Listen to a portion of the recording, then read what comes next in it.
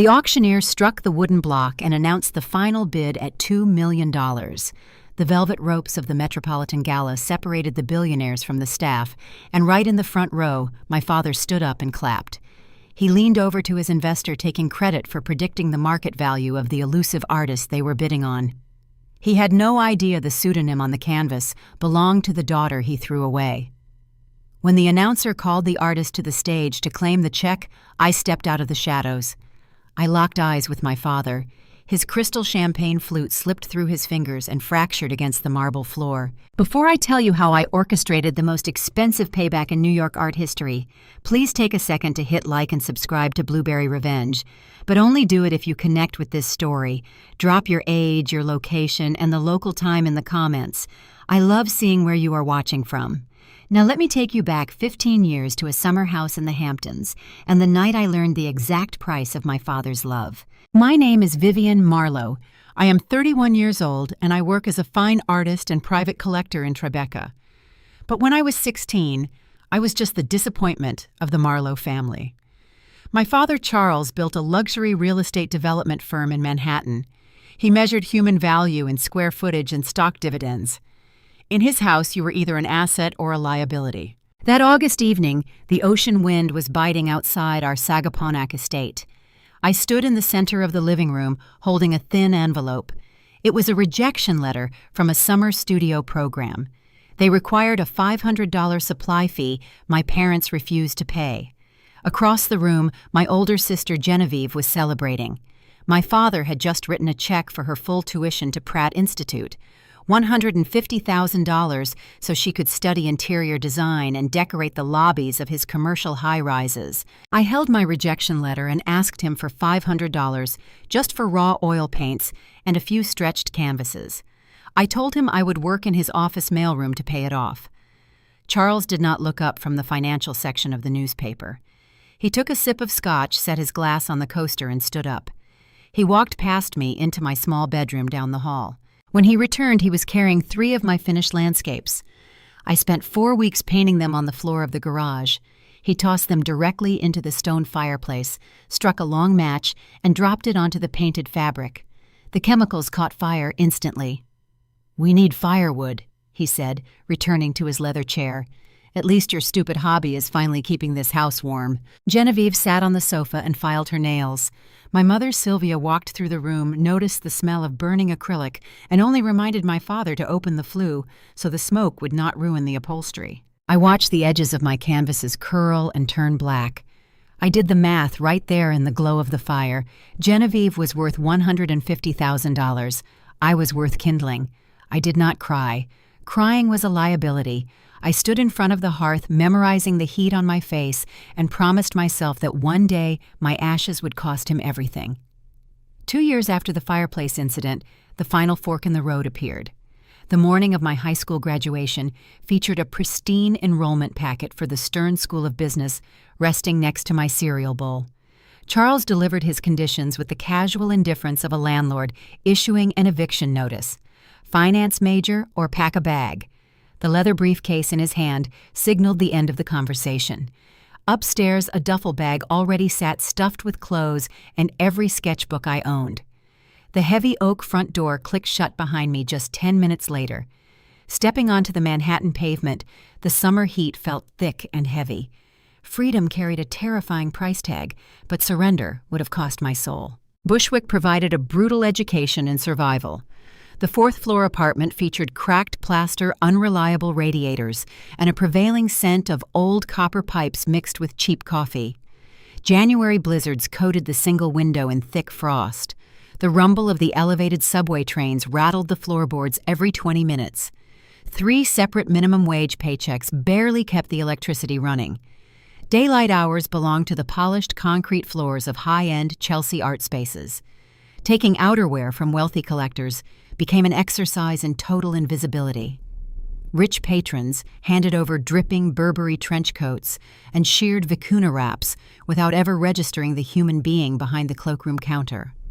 Society elites treat service workers like furniture. The anonymity served my purposes perfectly. Nighttime reclaimed my stolen energy. Sleep surrendered to the frantic rhythm of brushstrokes. Cramped fingers blended oils under the harsh glare of a single bare bulb until the sun crept back over the East River skyline. The scent of linseed oil and turpentine soaked into my clothes.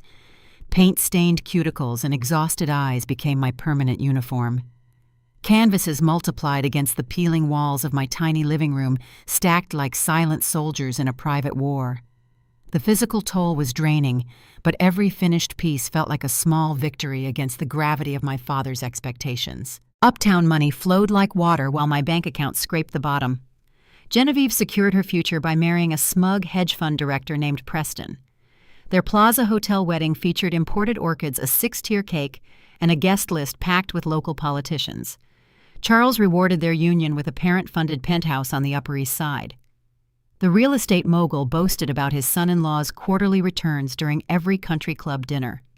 Down in Brooklyn, every spare dollar went toward raw materials. Financial independence meant skipping meals to afford cobalt blue and raw sienna pigments. Fear of the Marlowe family's destructive reach birthed a new identity. The pseudonym Vive M. Ash emerged from the shadows. Ash represented the exact material my father had reduced my early dreams into. The fake name acted as an impenetrable shield, severing my creative output from their toxic legacy. Documentation transformed into a strict religion. A heavy steel lockbox shoved deep under my mattress held the DNA of my secret life. Every receipt for titanium white, every invoice for stretched linen, and every shipping ledger found a home inside that fireproof metal vault. The teenage tragedy in the Hamptons taught me a permanent lesson about preserving undeniable proof. A proper chain of custody would one day be my greatest weapon. The tide shifted through the sharp observation of a veteran dealer. Elias Thorne owned one of the most prestigious boutique galleries on West 24th Street. Silver-haired and famously ruthless in negotiations, he possessed an infallible eye for raw talent. A slow Sunday shift changed the trajectory of my career. The old dealer caught me sketching charcoal studies behind the reception desk. Instead of a reprimand, he demanded to see the entire portfolio. Silence filled his minimalist office as he flipped through the photographs of my completed oil paintings. Elias recognized the visceral nerve ending captured in the layers of paint. A partnership was forged that same afternoon, with a strict non-disclosure agreement protecting my true identity. Circulation of my art began through quiet back channels and exclusive private dinners. The mysterious VM Ash transformed into an underground obsession among elite buyers in London, Tokyo, and New York. Anonymity fueled the fervent demand. Wealthy collectors craved the elusive nature of a ghost who refused to attend gallery openings or grant magazine interviews. Price tags on my large-scale pieces climbed at a staggering rate. 5,000 turned into 15 overnight. A bidding war between two tech executives pushed a recent landscape to $50,000. The numbers in my secret banking ledger expanded beyond anything Charles Marlowe paid his junior executives. The coat check girl was quietly building an empire while hanging up damp umbrellas. Routine shattered on a quiet Tuesday evening in November. Rain battered the soaring storefront windows of the Elias Thorne Gallery. Jazz played softly through the overhead sound system, masking the hum of the city traffic outside. The heavy glass entrance door swung open, bringing a gust of freezing wind into the foyer. Two figures stepped out of the storm. Puddles formed on the polished concrete floor beneath their expensive leather shoes. Charles and Genevieve stood in the entryway. They were hunting for corporate decoration. Preston's firm required investment art for a new suite of executive offices in Midtown. The reception desk sat slightly elevated near the cloakroom. My father walked right past the counter. His gaze swept over my simple black gallery uniform, categorized me as the help, and instantly discarded my existence. Genevieve complained loudly about the humidity ruining her salon blowout, ignoring the staff entirely. Neither of them looked closely enough to recognize the estranged family member standing less than 3 feet away. Gallery walls displayed a curated selection of emerging contemporary talent. A single recessed spotlight illuminated the centerpiece of the current exhibition.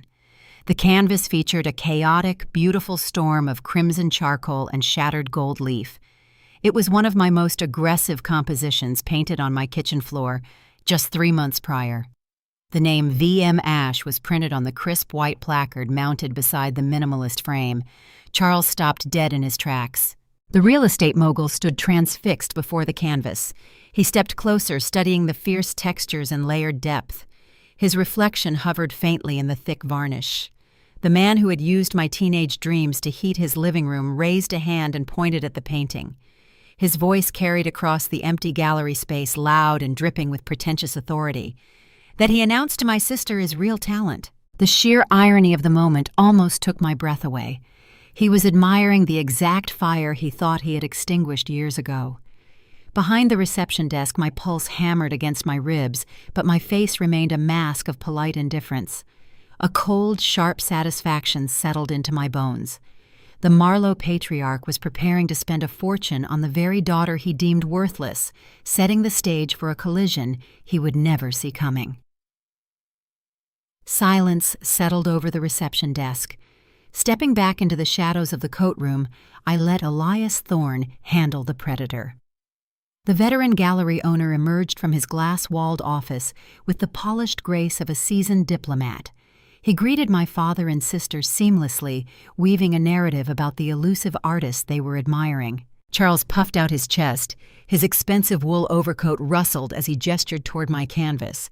He launched into a pompous lecture explaining the brushwork to Genevieve as if he possessed a doctorate in art history. The real estate developer boasted about his expert eye for spotting undervalued assets. He claimed he could always detect a prodigy before the market caught on. The arrogant confidence of his monologue struck me like a physical blow. A dizzying cocktail of irony and disgust churned in my stomach. The man lecturing the room about genius was the same father who had tossed my early genius into a brick fireplace. Elias quoted the price without blinking. $80,000. My father did not negotiate. A black titanium credit card slapped against the reception counter, just inches from my hidden hands. The transaction cleared in seconds. Charles purchased a painting I had created on the cracked linoleum floor of my Brooklyn kitchen 3 months prior. He bought my paint to decorate a corporate boardroom. Watching him sign the receipt felt like watching a thief pay retail for stolen goods. The gallery assistants carefully wrapped the large canvas in brown craft paper and heavy plastic. My father supervised the packing process, issuing sharp commands to the staff, treating my coworkers with the same dismissive cruelty he had always reserved for me. 4 years passed in a blur of escalating momentum. The underground success of VM Ash fractured the ceiling of the contemporary art market. My career skyrocketed beyond the cramped confines of the Bushwick walk-up. Prices for my canvases shattered auction records in London and Geneva. The coat check uniform went into the trash incinerator. Wealth flowed into my accounts, transforming my reality overnight. Financial security offered a shield against the anxiety that had defined my early 20s. Poverty faded into a distant memory. A sprawling, sunlit loft in Tribeca became my new sanctuary. Floor-to-ceiling windows offered unobstructed views of the Hudson River. The extra space allowed me to transition from a starving creator to a private collector. Rare sculptures and vintage photography filled my minimalist living quarters. My investment portfolio diversified into blue-chip stocks and commercial bonds managed entirely through anonymous trusts and shell companies to protect my identity. The financial empire I built in total secrecy rapidly eclipsed the net worth my father had spent 3 decades ruthlessly accumulating. Walking past Marlowe development sites in Midtown Manhattan, I often smiled at the cranes and scaffolding. The anonymous artist walking the pavement possessed enough liquid capital to buy out his entire commercial block. While my star ascended, the Marlowe patriarch hit a wall. High society gossips treat financial ruin like a spectator sport, and news travels fast among the Manhattan elite. The conflict ignited late last month. Charles had gambled his firm on a sprawling luxury development in the Hudson Valley. The project was meant to secure his legacy, transforming hundreds of acres into a resort for the ultra-rich. Instead, it became a financial sinkhole. Strict environmental zoning laws and prolonged labor strikes crippled the construction timeline. Rusting excavators sat idle on muddy lots, while unpaid contractors filed mechanic liens against the property. Credit lines dried up. The real estate empire that funded my sister's penthouse and my father's arrogance was quietly bleeding cash. Desperation breeds reckless behavior. Bankruptcy loomed over the Marlowe family unless they secured an immediate influx of private capital. Charles set his sights on a notoriously snobby billionaire investor named Sterling Vance. Vance was a ruthless venture capitalist known for bailing out failing developers, but only if they belonged to his exclusive social strata. Impressing a man who already owned everything required a very specific currency. In New York, that currency is cultural access. Money alone cannot buy relevance. The social calendar of the city revolves around one defining event. The Metropolitan Contemporary Art Gala serves as the ultimate battleground for the elite. Tickets cannot simply be purchased. Attendance requires a formal invitation from the board of directors. Velvet ropes keep the ordinary millionaires out, reserving the tables for billionaires, museum curators, and international royalty. To secure the bailout money, Charles needed a golden ticket into that specific ballroom. He needed to prove he was an insider with access to the untouchable echelons of society. Rumors had already begun circulating through the gallery districts. Art critics whispered that the ghost of Chelsea was preparing something unprecedented. V.M. Ash was scheduled to unveil a centerpiece at the gala. Speculation drove the hype to a fever pitch. Charles realized that claiming a connection to the mysterious artist would make him invaluable to his billionaire mark. The only problem was his lack of access. His Rolodex contained politicians and bankers, not avant-garde art directors. Isolation shattered on a rainy Thursday afternoon. My personal cell phone vibrated on my studio work table.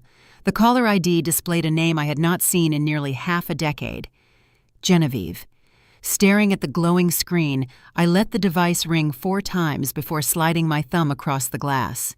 The background noise on her end sounded like the muffled interior of a luxury town car. The voice on the other line skipped any form of polite greeting.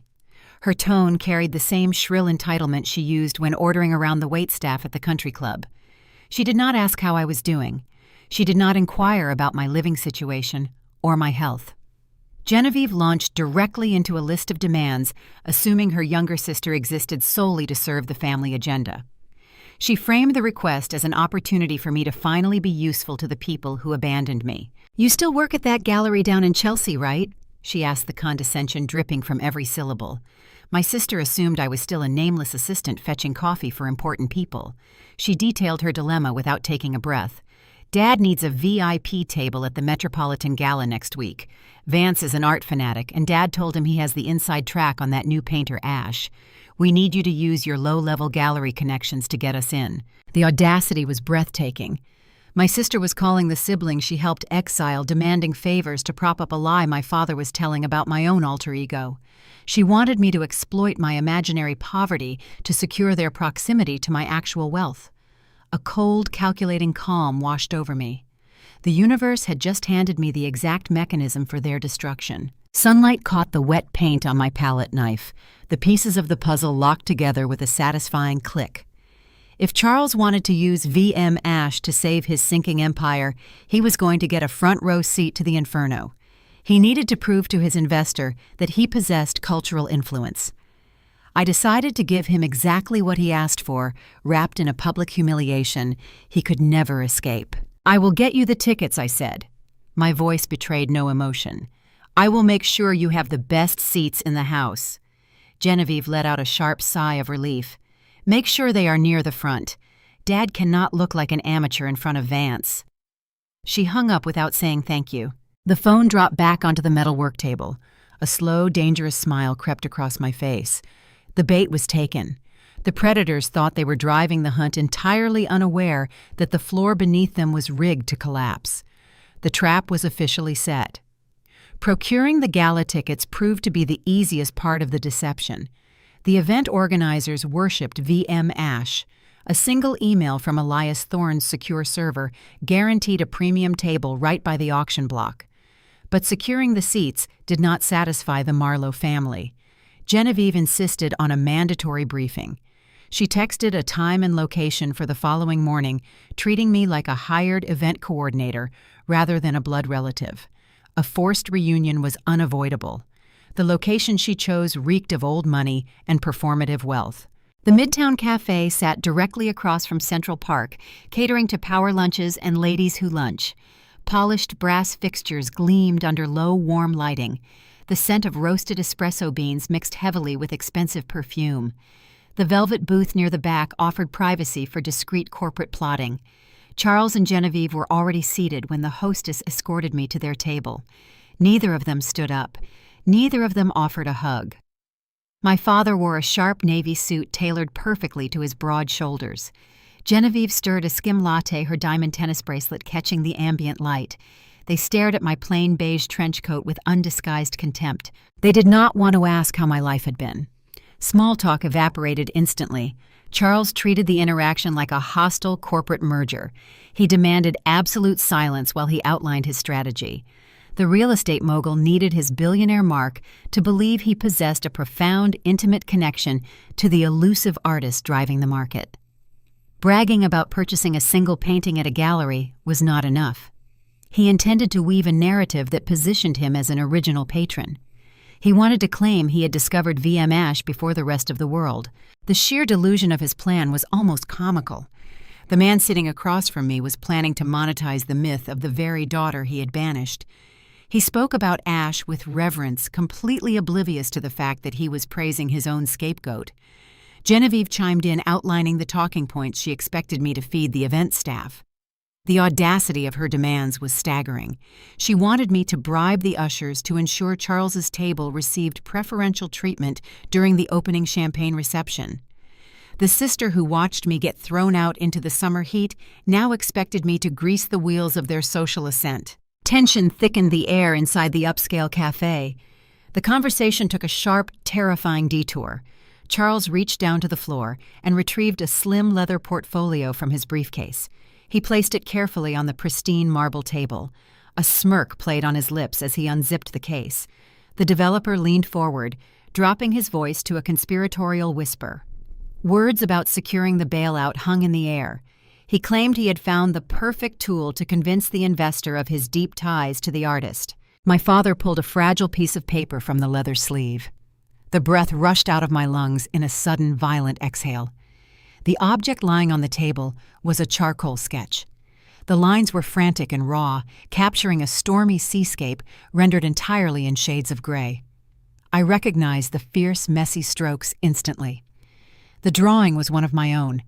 It was a study I had created when I was 15 years old, sketching furiously on the back porch of the Hamptons estate while a summer squall battered the coastline. Charles had kept it. He had burned the oil paintings, but for some inexplicable reason, he had saved this single piece of charcoal.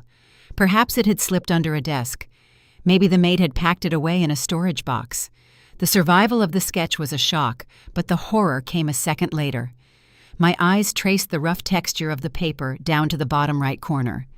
The space where I usually left my artwork unsigned was no longer blank. A sharp, looping signature marred the pristine corner of the paper. VM Ash. The letters were written in thick black ink. The forgery was clumsy but confident. Someone had attempted to mimic the bold, jagged signature that adorned my recent multi-million-dollar pieces. The blood ran cold in my veins. My father had not just stolen my teenage artwork, he had altered it to fit his narrative. Desperation had driven the Marlowe patriarch to cross a catastrophic legal line. The arrogant real estate developer was planning to pass off a stolen forged document as an authenticated masterpiece to secure a massive financial investment. Passing off fake art to secure a loan constitutes a severe federal crime. He was preparing to commit fraud in front of hundreds of people. The realization hit me like a physical blow. The man across the table was willingly marching into a legal bear trap of his own making. Panic tried to claw its way up my throat. The instinct to scream, to flip the marble table, to tear the forged sketch from his hands was overwhelming. But survival requires discipline. The compliance training I had endured while managing my own corporate assets took over. Emotion is the enemy of strategy. I forced my breathing to slow. The phone resting in my coat pocket was already set to record. The red indicator light blinked silently in the dark fabric. I leaned back against the plush velvet booth. A perfectly calm, carefully constructed mask slid over my features. The voice that emerged from my lips sounded detached and mildly curious. "Where did you get that?" I asked the question, without a hint of accusation. Charles chuckled, adjusting the heavy gold Rolex on his left wrist. The sound grated against the elegant atmosphere of the cafe. "I acquired it early on," he smirked, sliding the sketch back into the leather portfolio. The arrogance in his tone was suffocating. He believed he was the smartest man in the room. He thought he was explaining the harsh realities of the world to a naive child. "Sometimes you have to invent your own provenance, Vivian." He tapped the leather case. "You have to create the reality you need the market to believe, not that you would understand business." The confession was captured perfectly. Digital audio files do not forget. The real estate mogul had just admitted to fabricating the origin of a forged piece of art. My sister nodded along, complicit in the scheme entirely focused on the social leverage the fake sketch would provide. The two of them were completely unaware that the low-level gallery girl sitting across from them was the very artist whose signature they had just desecrated. I smiled. The expression did not reach my eyes. The coffee on the table had grown cold. Reaching into my purse, I pulled out a $20 bill and dropped it onto the marble surface. The crisp green paper fluttered next to Charles's empty espresso cup. "I am paying for my own coffee," I stated simply. "The tickets will be at the will call desk under your name. Do not be late." The heavy glass doors of the cafe swung shut behind me. The roar of midtown traffic replaced the quiet hum of the restaurant. The cold winter air snapped against my face, clearing the lingering scent of my sister's perfume. Adrenaline pumped through my system, sharpening every thought into a razor edge. The game had fundamentally changed. This was no longer just about public humiliation. This was about legal annihilation. My black boots struck the pavement with purpose.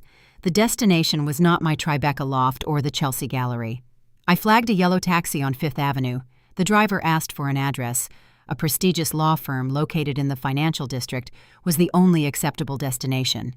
The intellectual property lawyer who handled the V.M. Ash estate needed to hear the recording immediately.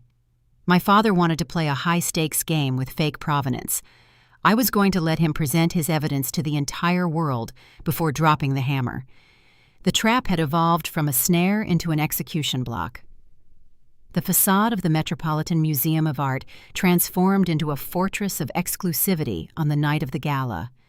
Floodlights sliced through the freezing November air, illuminating the ancient stone columns. A fleet of black town cars clogged Fifth Avenue. The velvet ropes separating the billionaire class from the working city had never looked more intimidating. Inside the grand hall was draped in heavy crimson fabrics and towering crystal champagne pyramids. The atmosphere buzzed with the quiet, dangerous hum of inherited wealth and ruthless ambition. Preparation requires arriving before the battle begins.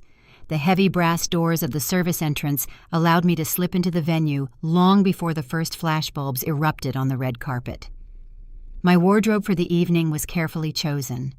A custom floor-length black gown hugged my frame. The silk was unadorned, lacking the aggressive sequins or plunging necklines favored by the socialites. The attire was designed for camouflage rather than attention. Blending into the shadows of the VIP wing was essential. The Phantom of Chelsea needed to remain invisible until the exact right moment. Observation points dictate the flow of intelligence. The mezzanine overlooking the main ballroom offered a perfect vantage point. From the carved stone balcony, the entire ecosystem of the New York art world lay exposed. Museum curators rubbed shoulders with hedge fund managers.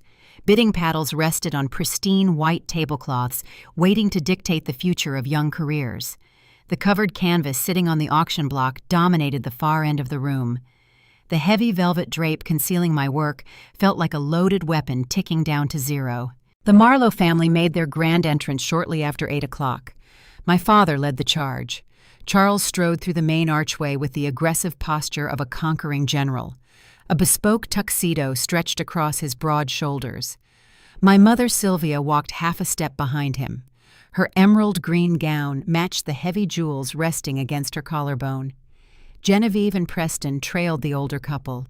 My sister clung to her husband's arm, scanning the room frantically to ensure the right photographers captured her arrival. Desperation radiated from the real estate mogul.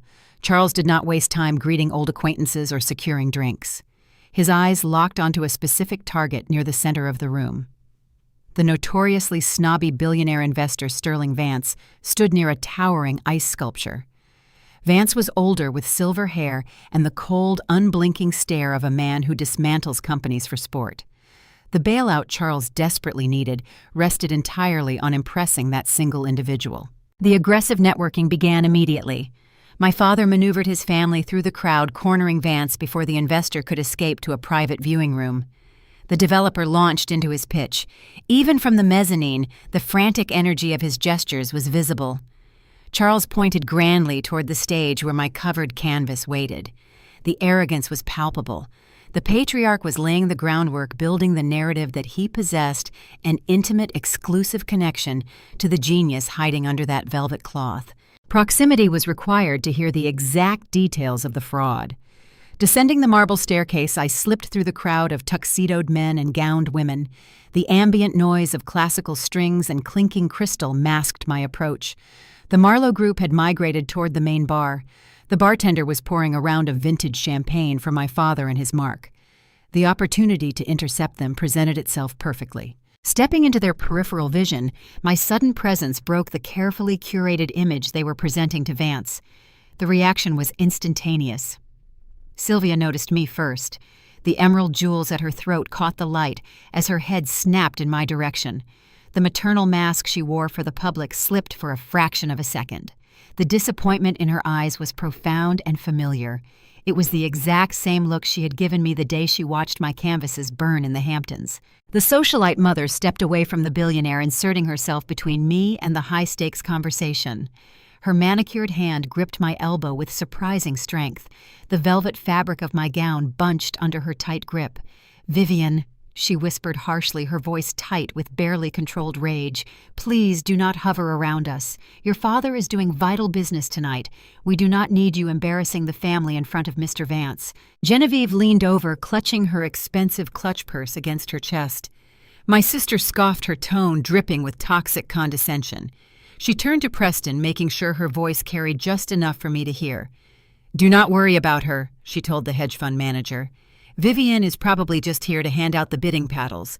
She needs to get back to the service corridor before someone complains." The casual cruelty rolled off me like water. Their insults no longer carried any weight. The women hurling insults were standing on the deck of a sinking ship, completely oblivious to the water rushing in below. The sheer absurdity of their arrogance sparked a genuine quiet smile on my face. The reaction confused Sylvia. Her grip on my arm loosened. I did not argue or attempt to justify my presence. Retreating back into the shadows near the bar, I allowed them to resume their performance. The trap required more bait. Standing discreetly behind a towering floral arrangement, I watched the execution of my father's desperate gamble. Charles had successfully recaptured the attention of the billionaire. The developer pulled his phone from the inner pocket of his tuxedo jacket. The screen glowed brightly against the dim lighting of the ballroom. He held the device up for Vance to see. The real estate mogul was showing the investor a high-resolution photograph of the forged sketch. The charcoal drawing with the fake V.M. Ash signature was being presented as verified collateral. Charles boasted loudly about his early investment in the elusive artist. He claimed the sketch was a personal gift from the painter, proof of a deep, ongoing mentorship. The lies flowed freely, constructed to project power and inside knowledge. The billionaire nodded, clearly intrigued by the supposed connection to the night's most anticipated creator. A tall figure in a sharp gray suit stepped up beside me in the shadows. My intellectual property lawyer, David, had been tracking the interaction from afar. A high-definition telephoto lens on his modified smartphone recorded the entire exchange. The digital file captured the exact moment Charles presented the forged document to a potential investor to secure a financial transaction. The wire fraud was now documented, visually corroborating the audio recording from the Midtown Cafe. The evidence was undeniable. The legal snare had closed around the Marlowe patriarch's ankle. David leaned in, his voice barely a whisper over the swell of the orchestra. "We have him," the lawyer confirmed. "The transmission of that image constitutes a felony attempt to defraud. The SEC and the FBI will have a field day with this footage." The arrogance blinding my family was staggering. They thought they owned the room. They believed they were manipulating the art world to save their crumbling empire. The parents who threw me away were sipping champagne, completely unaware that they were standing in a house I had built from the very ashes they left me. The countdown to the auction block had begun. The hammer was preparing to fall, and it was going to crush everything they held dear. Overhead lighting faded to a deep theatrical blue. The string quartet stopped playing mid-measure. A sudden hush swept through the grand ballroom, replacing the chaotic hum of networking elites with breathless anticipation. White-gloved attendants moved swiftly across the polished mahogany stage. They wheeled out a towering easel supporting a canvas covered in heavy black velvet. The auctioneer stepped up to the podium and adjusted his microphone. His voice echoed through the cavernous hall, commanding instant obedience from the wealthiest individuals in the city. The centerpiece of the evening had finally arrived. The attendants gripped the edges of the dark fabric. A synchronized pull revealed the artwork to the world. Gasps echoed from the front row tables. The canvas displayed a fierce, visceral depiction of a sprawling Hamptons estate consumed by fire. Thick slashes of crimson, cadmium orange, and burnt sienna leaped from the center of the composition. Crushed charcoal was mixed directly into the oil paint to create realistic layers of falling ash. The structural beams of the painted house mirrored the exact architecture of my childhood summer home. In the foreground, 3 small blank canvases sat within the flames, melting into the destruction. The placard beside the easel listed the title in stark black lettering: Kindling. The room stared in awe at the raw emotion captured in the brushstrokes. None of the art critics understood the literal truth behind the image. Society patrons saw a brilliant metaphor for destruction and rebirth. Only one person in the room knew the actual origin of that specific fire. My father stared at the canvas, entirely blind to the fact that he was looking at his own crime scene. The real estate developer simply saw a high-value asset that could secure his financial rescue. The auctioneer cleared his throat. Bidding for this unprecedented masterwork will commence at $500,000. The starting number alone was enough to make a seasoned collector hesitate. Tonight, it functioned merely as a warm-up. A paddle shot up from table 7, $500,000. Another paddle answered from the balcony, $600. The numbers climbed with dizzying speed. Wealthy patrons treated $500,000 like pocket change. The billionaire investor sat in the front row sipping his drink, watching the room fight over the prize.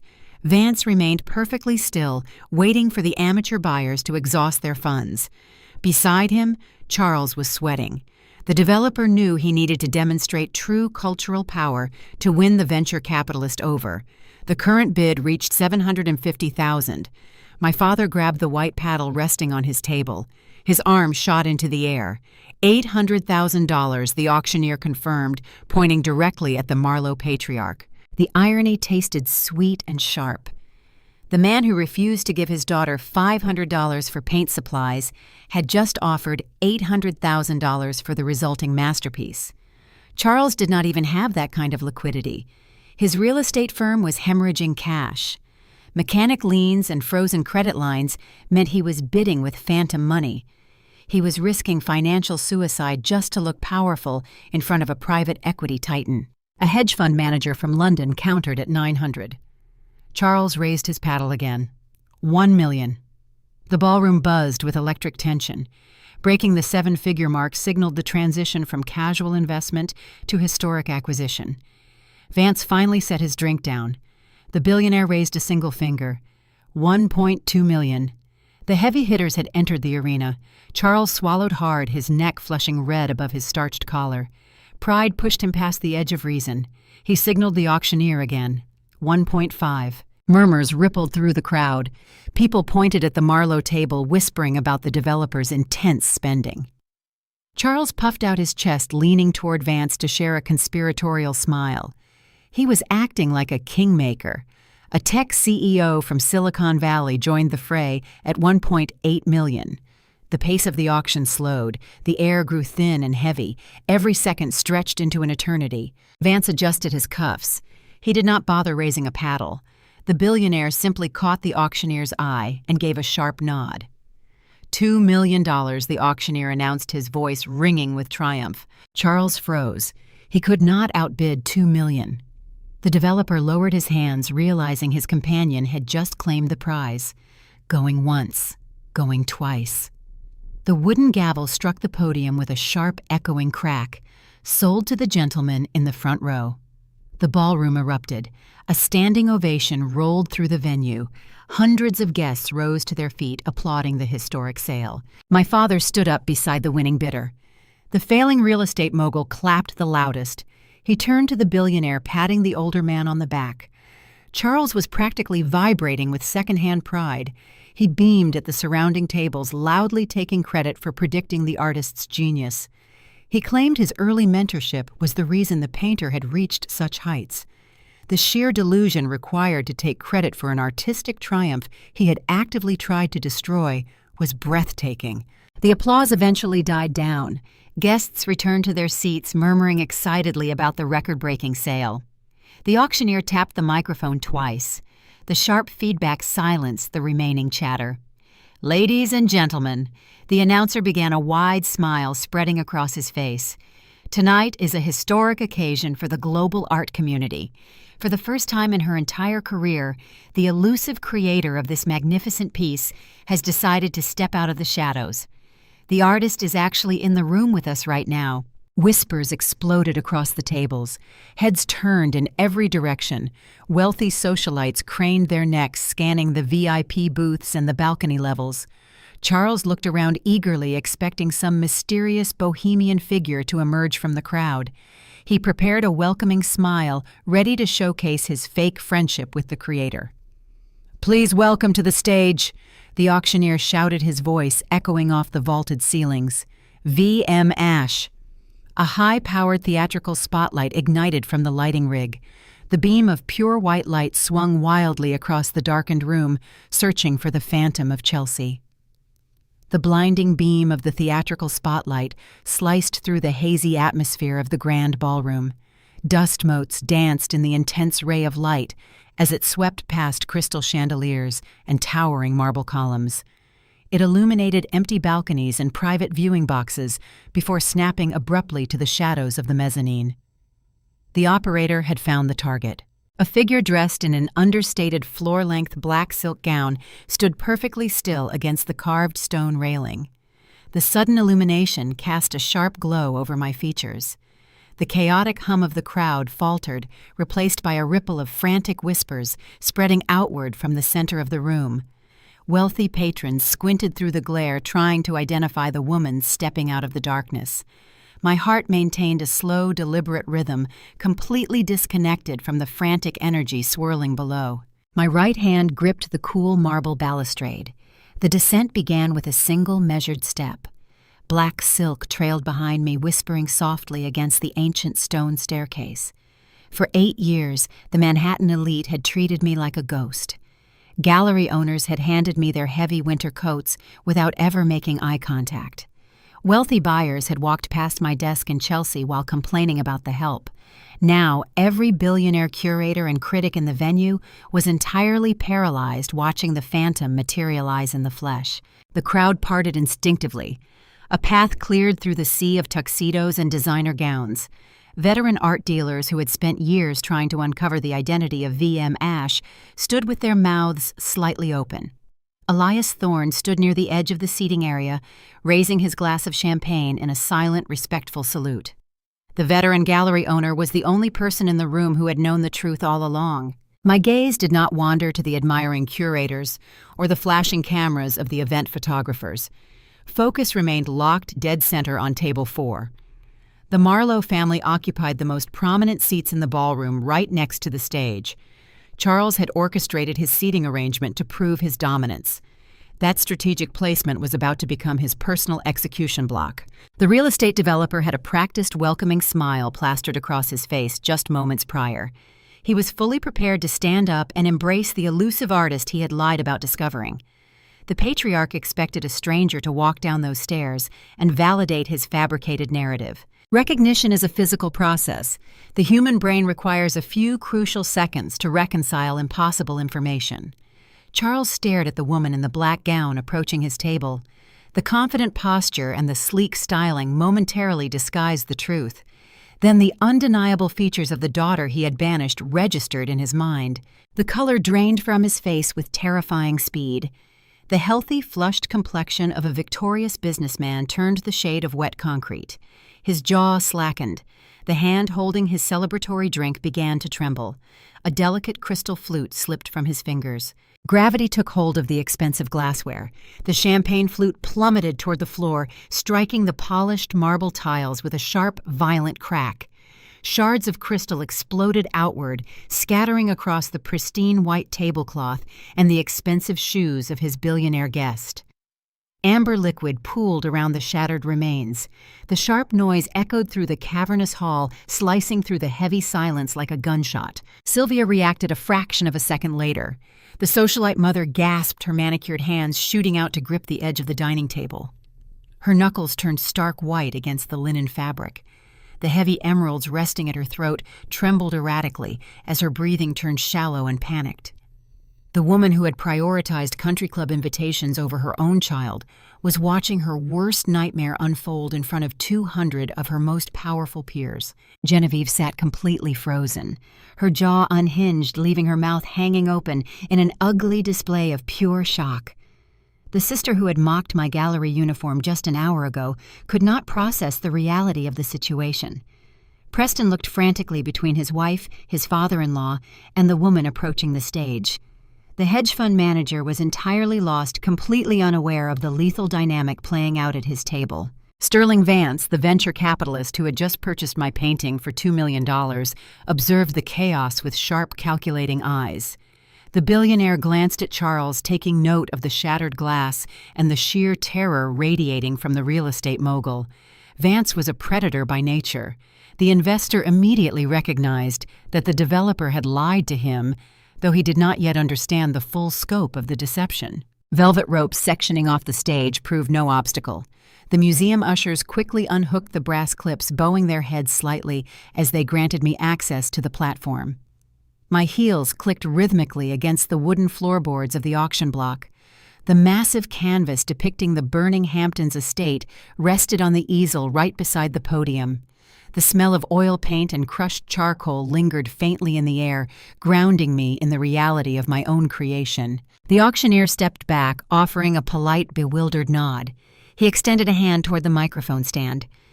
I took my place behind the polished wood, looking out over the sea of faces. The silence in the Metropolitan Museum was thick and heavy, carrying the weight of unreleased tension. 200 of the most influential people in New York City held their collective breath. "Thank you." The two words resonated through the high ceilings, amplified by the pristine sound system. My voice was entirely steady, stripped of any residual fear or hesitation. The microphone picked up the crisp, cool authority in my tone. "This piece," I continued, gesturing toward the painting of the burning house, "is deeply personal. It represents the genesis of my career. It is the foundation upon which the entire VM Ash collection was built." The audience leaned in, eager to hear the philosophy behind the $2 million masterpiece. Art critics pulled out small notebooks ready to transcribe the elusive creator's first public statement. At table 4, Charles was practically vibrating with panic. He gripped the edge of his chair, desperate to interrupt, but entirely paralyzed by the formal setting. I kept my eyes locked onto the real estate developer. I want to dedicate this artwork to a very specific individual in the audience tonight. A man who provided my first real inspiration. The man who provided my first firewood. Confusion rippled through the back rows. Only the people sitting at table 4 understood the terrifying context of those words. Sylvia squeezed her eyes shut, unable to bear the public exposure. 15 years ago, I said, my voice cutting through the silent ballroom like a scalpel. This man walked into my teenage bedroom. He gathered up the very first canvases I ever painted. He threw them into a stone fireplace, struck a match, and told me my art was trash. He laughed while my dreams burned to ash. The collective inhale from the crowd was audible. Shocked whispers erupted from the neighboring tables. Wealthy patrons turned to look at each other, horrified by the brutality of the story. I leaned closer to the microphone, making sure every syllable landed with devastating precision. Without your cruelty, Charles, but would have never learned how to build an empire from the ashes. A unanimous gasp tore through the Metropolitan Gala. The entire room pivoted simultaneously. Hundreds of heads turned away from the stage, their eyes locking onto the graying real estate developer sitting in the front row. The billionaire investor sitting beside my father slowly pushed his chair back, physically distancing himself from the toxic radius of the Marlowe patriarch. The social execution was absolute. The silence that followed was not born of reverence, but of complete and utter devastation. The stage was mine, the check was mine, and the vengeance had just been signed, sealed, and delivered. Pandemonium consumed the grand ballroom the moment I stepped away from the microphone. The carefully orchestrated elegance of the Metropolitan Gala shattered into 1,000 fragmented conversations. Cell phones materialized from expensive clutch purses as socialites scrambled to text their networks about the unprecedented scandal. The air crackled with the frantic energy of a high society implosion. Wealthy patrons openly pointed at Table 4. Whispers transformed into loud, overlapping chatter. The museum ushers struggled to maintain order near the auction block. The fallout at the epicenter of the drama occurred with lethal efficiency. Sterling Vance stood up from his seat. The billionaire investor did not utter a single word to my father. He simply looked down at the developer with an expression of profound, unadulterated disgust. The venture capitalist signaled his personal security detail and turned his back on the Marlowe patriarch. The financial lifeline Charles desperately needed evaporated in real time.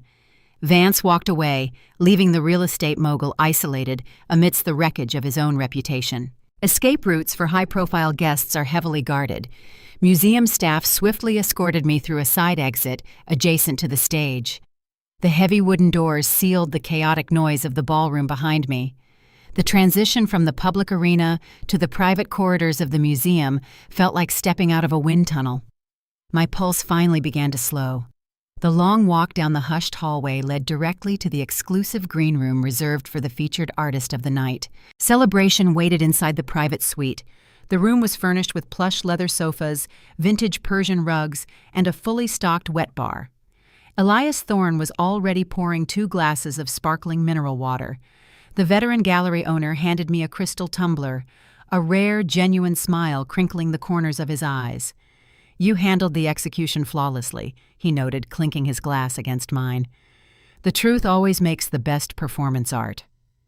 We drank in comfortable silence, allowing the adrenaline of the public confrontation to gradually subside. The piece shattered exactly 10 minutes later. The heavy oak door of the VIP suite flew open with enough force to crack the plaster against the wall. Museum security attempted to block the entrance, but the intruders shoved past the bewildered guards. The entire Marlowe family poured into the green room. The atmosphere instantly turned toxic. The air felt thick and heavy, suffocated by the sudden influx of desperation and rage. Charles led the charge. The real estate developer looked nothing like the polished executive who had entered the gala an hour earlier.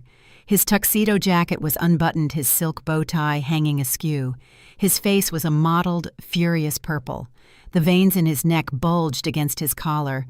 The patriarch was practically vibrating with a wrath born of absolute public humiliation. "What kind of sick stunt is this?" he hissed. His voice was a venomous whisper barely contained by the walls of the private suite. He pointed a trembling finger directly at my face. The sheer audacity of his outrage was almost fascinating to observe. "You humiliated me in front of the entire city. You deliberately set out to destroy my reputation." Leather groaned softly as I settled back into the deep cushions of the sofa. My posture remained entirely relaxed. Taking a slow, deliberate sip of sparkling water, I met his furious gaze without blinking. I did not raise my voice. The cold, even tone of my response cut through his hysteria. "I just told the truth, Dad. You are the one who provided the firewood. You wrote the script 15 years ago. I merely performed the ending." The blunt reality of the statement caused him to flinch. The developer opened his mouth to shout another accusation, but the words died in his throat. Genevieve pushed past him, inserting herself into the center of the room. My sister looked completely unhinged. The manicured perfection of her socialite persona had dissolved into sheer panic. Her eyes darted frantically between my custom gown, the expensive furnishings of the VIP suite, and the veteran gallery owner standing by the bar. "Vivian, you have to listen to me," she blurted out, her voice pitching upward into a desperate whine. The transition from the arrogant woman mocking my gallery job to a frantic beggar took less than 2 hours. "If you are making this kind of money, you need to help us. Dad is going under. The Hudson Valley project is a total disaster. The banks are calling in the loans. Preston's firm is launching a forensic audit into the family trust. We are going to lose everything." The whiplash was staggering. My sister had just watched our father's reputation burn to the ground on a public stage. Instead of addressing the horrific abuse that caused the confrontation, she immediately pivoted to financial extraction. They did not ask how I was doing. They did not apologize for the cruelty in the Hamptons or the 8 years of silent exile in Brooklyn. The Marlowe family looked at the daughter they had discarded and saw nothing but a new heavily funded bank account waiting to be drained. Sylvia stepped forward, her emerald necklace trembling against her collarbone. The matriarch attempted to deploy the ultimate weapon of toxic parenting. "The guilt trip. You owe this family," she cried, her voice shrill and demanding. "We put a roof over your head. We raised you. You cannot just walk away and let your father go bankrupt when you have millions of dollars sitting in the bank. Blood is thicker than water." The sheer delusion required to invoke family loyalty after decades of neglect was breathtaking. Setting the crystal tumbler down on the glass coffee table, I leaned forward. The movement forced my mother to take a subconscious half-step backward. "You raised a scapegoat," I stated, the words dropping into the room like heavy stones. "You raised a target for Charles to bully and Genevieve to mock. You paid for my food, but you starved my spirit." V.M. Ash raised herself. The artist who just deposited a $2 million check does not owe the Marlowe family a single cent. Preston finally spoke up. The hedge fund manager had remained silent until that moment, assessing the situation with the cold calculation of a numbers man.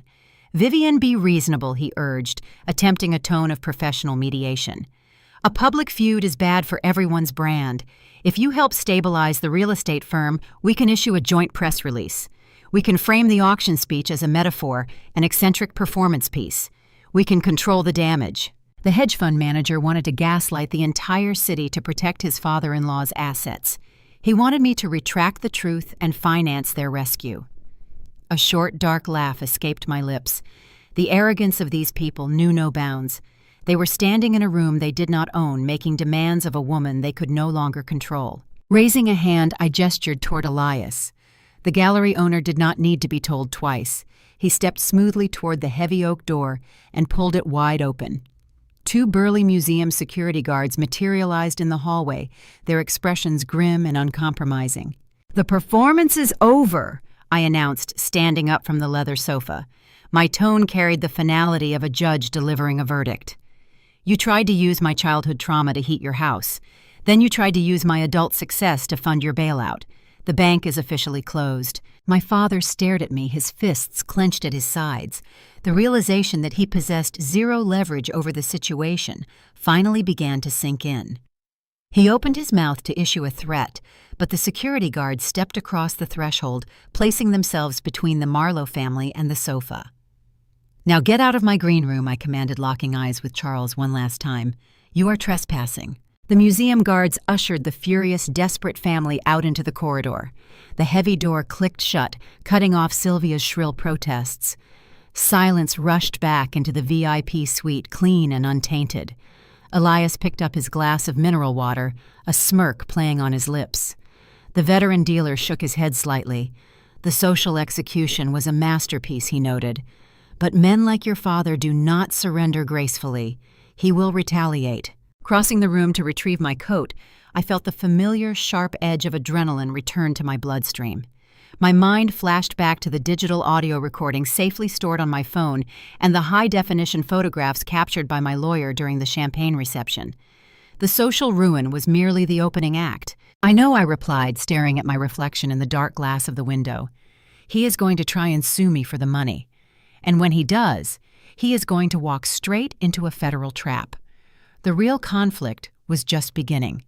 The Marlowe patriarch was about to learn that the most dangerous thing about playing with fire is the evidence left in the ashes. Dawn arrived in Manhattan wrapped in a bitter, freezing fog. The skyline remained obscured behind thick gray clouds, matching the hostile atmosphere left in the wake of the gala. Retaliation from the Marlowe patriarch materialized precisely on schedule. Men who measure their existence by real estate portfolios and stock dividends do not accept defeat. They double down. Charles reacted to his public humiliation with the only weapon he understood. He weaponized the legal system. The courier arrived at my lawyer's office before the morning coffee had even finished brewing. David, my intellectual property attorney, called my cell phone exactly at 9 o'clock. His tone remained perfectly neutral, the voice of a professional who thrives in high-stakes conflict. The first salvo was a heavy-handed cease and desist order. It demanded I immediately stop making defamatory statements regarding Charles Marlowe in any public forum. The threat of severe financial penalties hung over every typed syllable, but the gag order was merely the appetizer. The main course was a formal civil lawsuit filed in the New York State Supreme Court.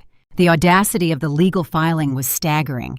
My father was officially suing me for 50% of the entire VM Ash estate. The lawsuit claimed that because I was a minor living under his roof in the Hamptons when I first developed my artistic style, the Marlowe family was entitled to half of my earnings. He branded himself my original patron and financial backer.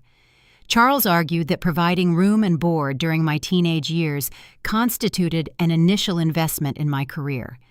The man who refused to pay $500 for oil paints was now demanding a multi-million-dollar return on his supposed generosity. The delusion required to file such a claim defied logic. The court documents leaned heavily on a fabricated narrative of collaborative partnership. The filing painted Charles as a nurturing father who recognized my genius early on and provided the necessary environment for my talent to flourish. He conveniently omitted the part where he used my canvases as literal firewood. The lawsuit was designed to be a public relations nightmare.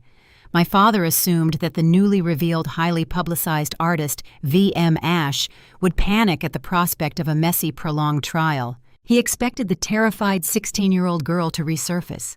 The real estate developer believed I would desperately try to protect my newfound public image by settling quietly out of court. Charles assumed I would write a massive check just to make the lawsuit disappear, effectively funding the bailout of his sinking Hudson Valley project. The strategy relied entirely on fear and intimidation. The Marlowe patriarch was dead wrong. The woman he was suing had spent 8 years surviving Brooklyn winters and building an empire in the shadows. Panic was not on the agenda. Summoning David and Elias Thorne to my Tribeca studio, I set the stage for our counteroffensive. The loft smelled strongly of fresh espresso and turpentine. Morning light poured through the massive industrial windows, illuminating the sprawling workspace. We did not pace the floor or wring our hands.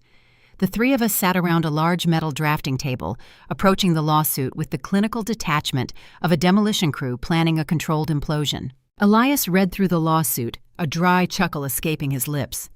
"He claims he financed your early career," the gallery owner noted, tapping the thick stack of legal papers. "The burden of proof is entirely on him to demonstrate a financial trail connecting his accounts to your creative output." David nodded, adjusting his glasses. "It gets worse, or better depending on how you look at it." The lawyer flipped to the appendix of the filing. He officially submitted the forged sketch as Exhibit A. He is claiming the charcoal drawing proves a continuous collaborative relationship dating back 15 years. The trap was fully armed. My father had just committed his fraud to the public record, submitting a forged document to the New York State Supreme Court as evidence in a civil lawsuit constitutes perjury and fraud upon the court. Charles had handed us the rope to hang him. The real estate mogul thought he was playing hardball, completely unaware that he had just stepped onto a live landmine. Preparation beats panic every time. Walking over to the corner of the studio, I knelt beside a heavy wooden cabinet. Hidden behind a stack of blank canvases was a discreet floor safe. The digital keypad chirped softly as I punched in the access code. The heavy steel door swung open, revealing the true foundation of the VM Ash empire. Reaching inside, I retrieved a bulky fireproof lockbox. This single container held the DNA of my survival. Carrying the heavy metal box back to the drafting table, I dropped it onto the surface with a loud, satisfying thud. For 10 years, I told the men sitting across from me, I have lived my life preparing for the possibility that my family would try to destroy me again. Every single transaction, every supply run, every studio lease. It is all in here. The lid popped open, revealing hundreds of meticulously organized folders. Receipts for titanium white paint purchased at a discount supply store in Queens. Invoices for cheap canvas stretched in a freezing Brooklyn apartment. Bank statements detailing my minimum wage earnings from the Chelsea coat check.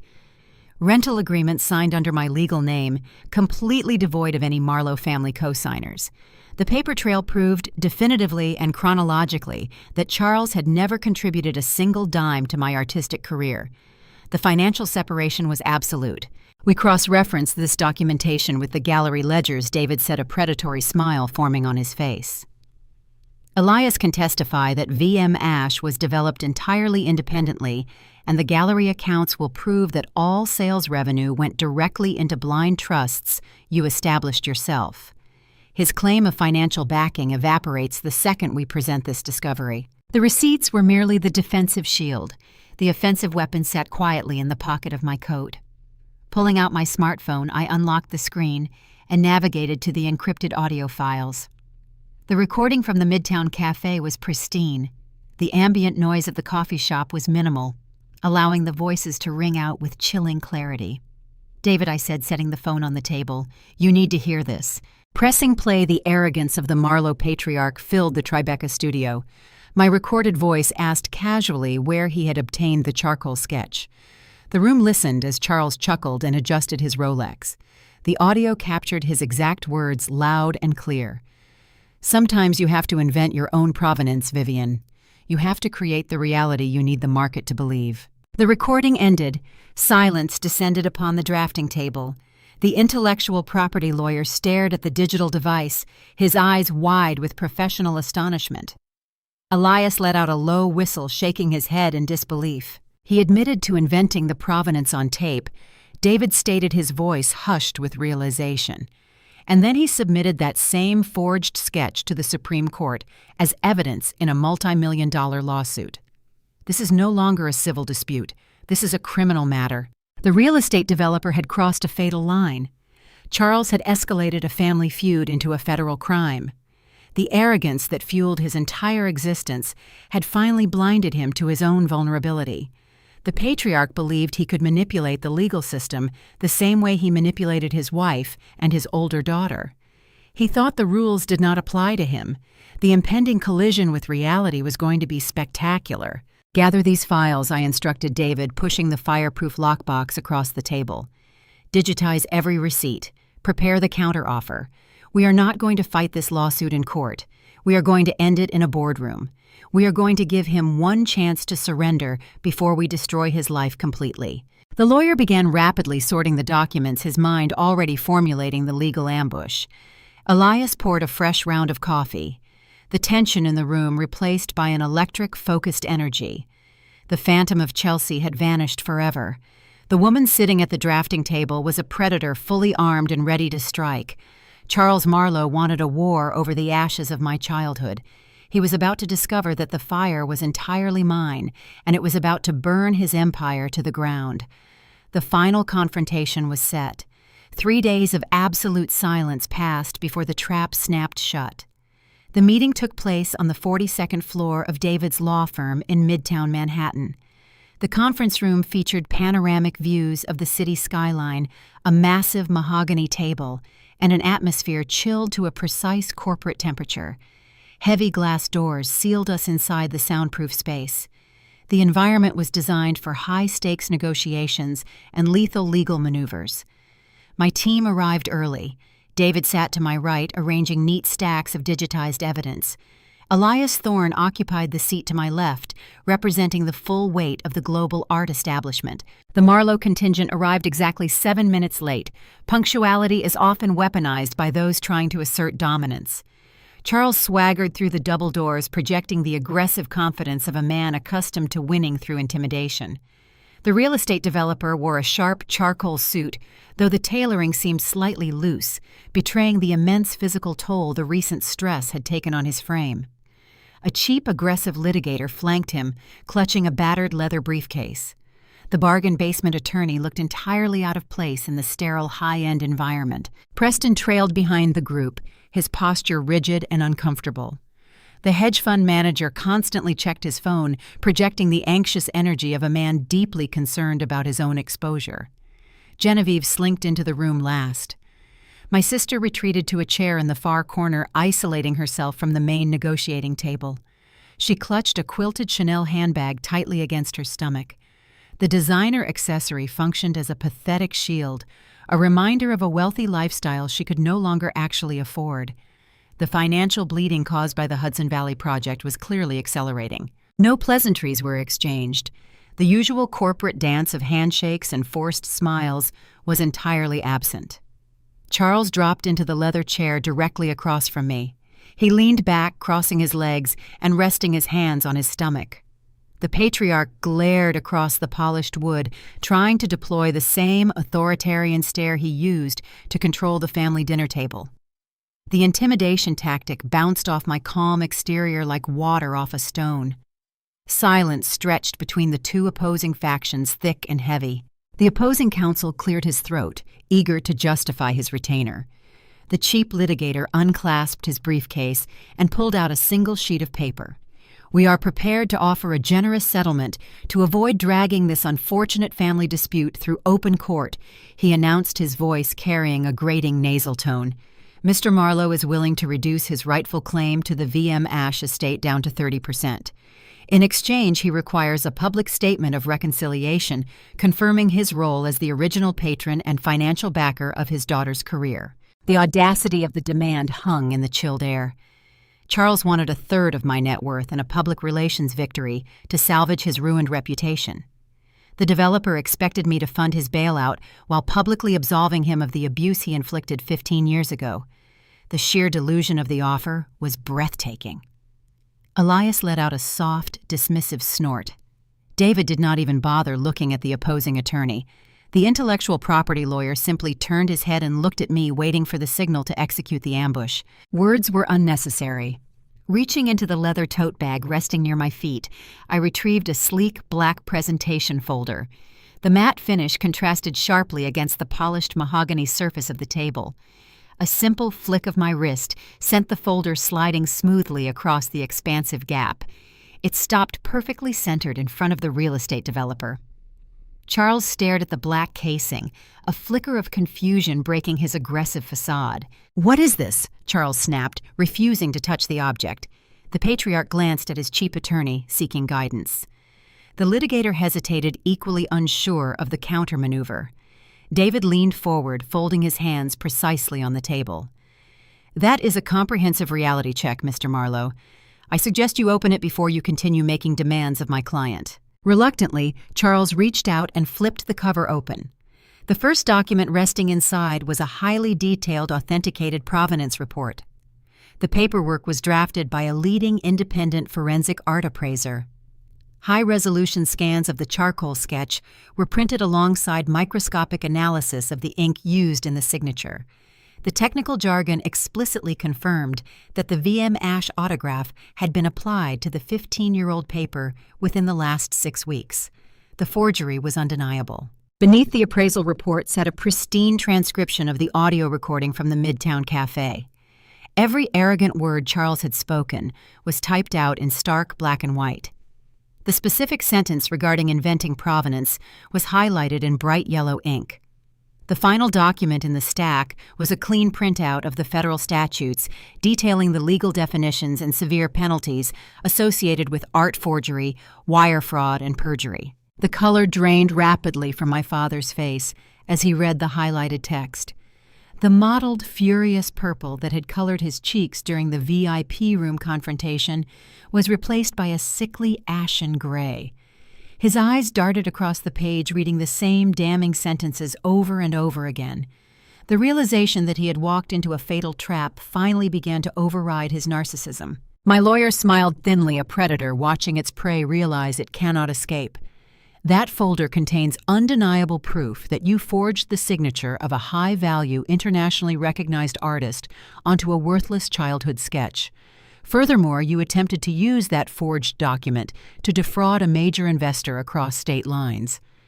David paused, letting the silence amplify the impact of his words. You then submitted that same fraudulent document to the New York State Supreme Court as evidence in a civil lawsuit.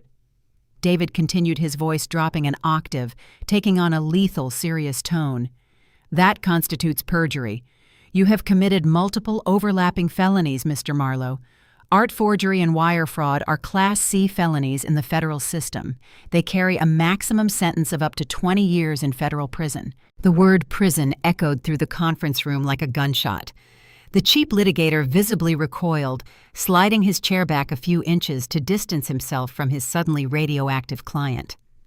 The attorney had clearly not been informed about the forged nature of the evidence he submitted to the court. The realization that his career was now in jeopardy caused the lawyer to begin sweating profusely. A sharp, panicked intake of breath sounded from the back of the room. Genevieve dropped her Chanel bag onto the floor.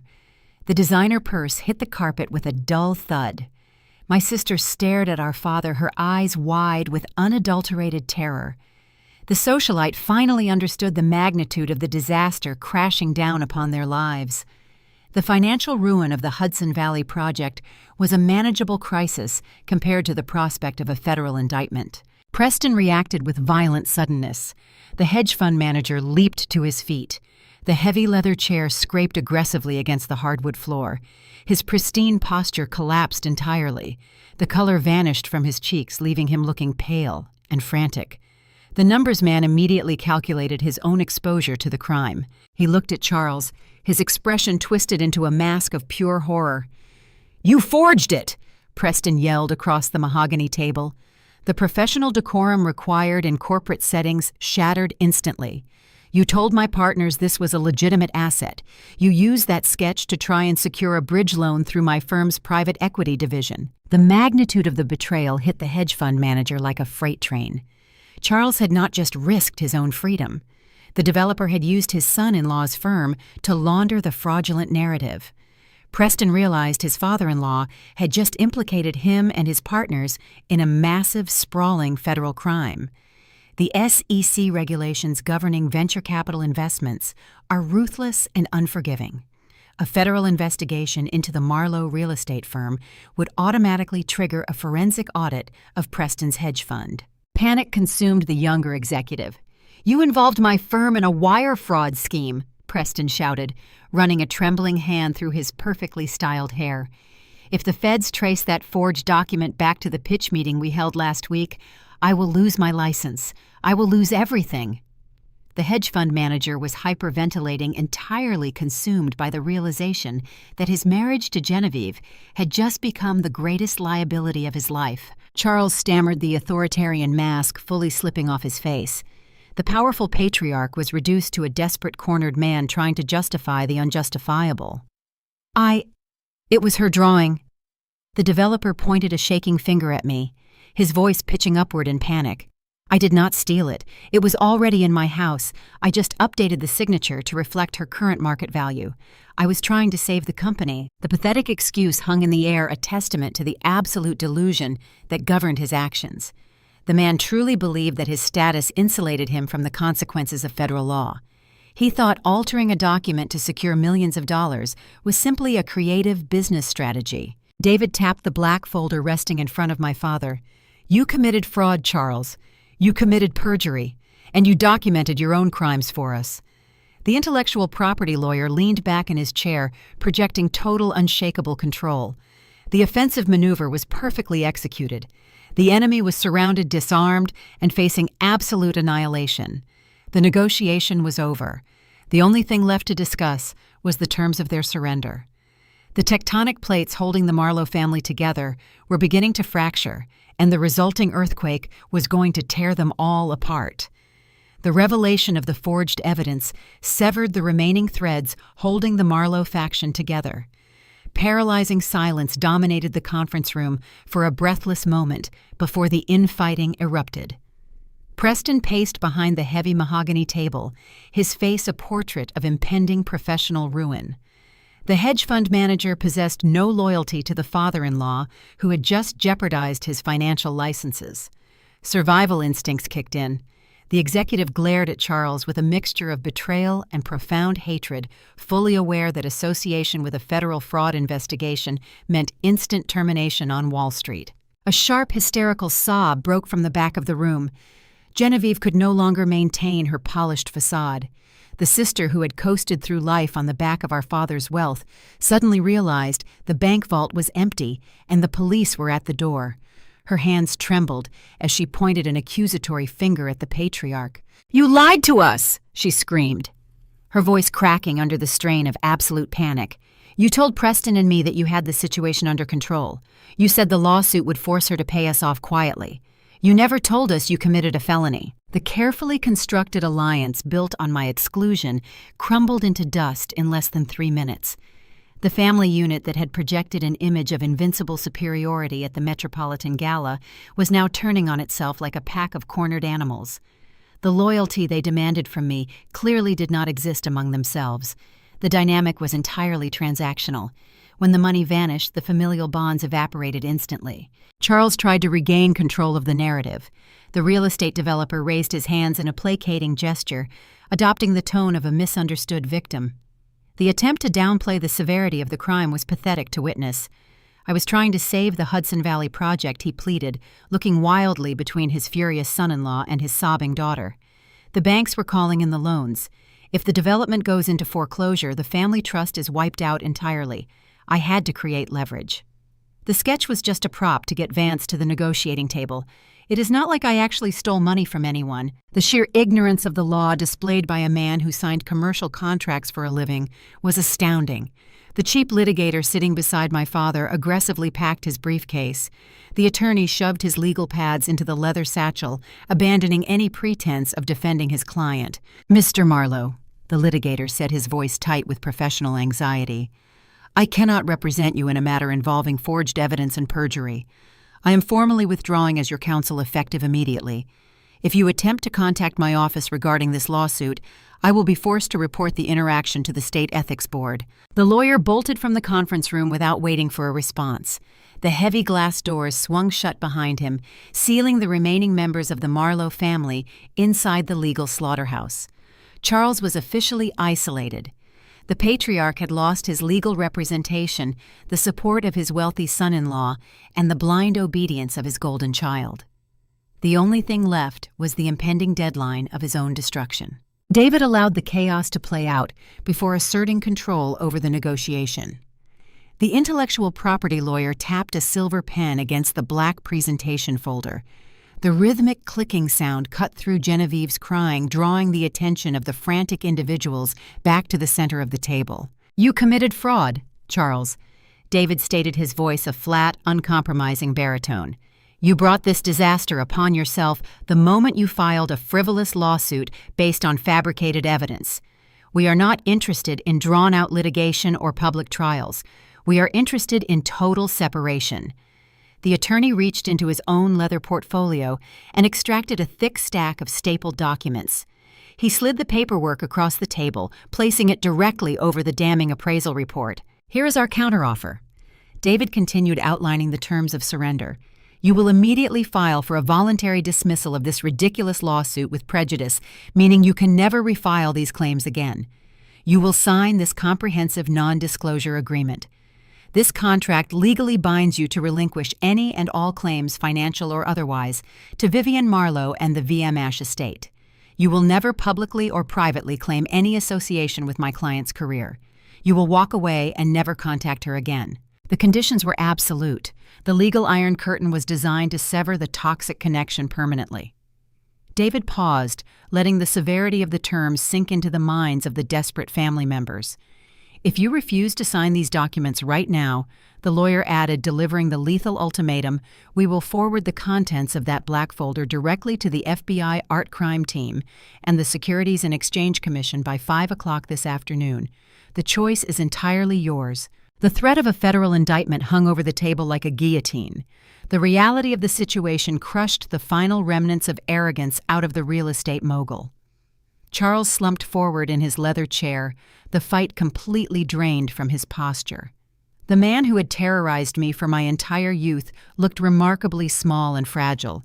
Defeat aged his features by a decade in the span of 30 seconds. Desperation strips away pride. The patriarch looked across the table, his eyes locking onto mine. The hostile glare was replaced by a pleading, pathetic expression.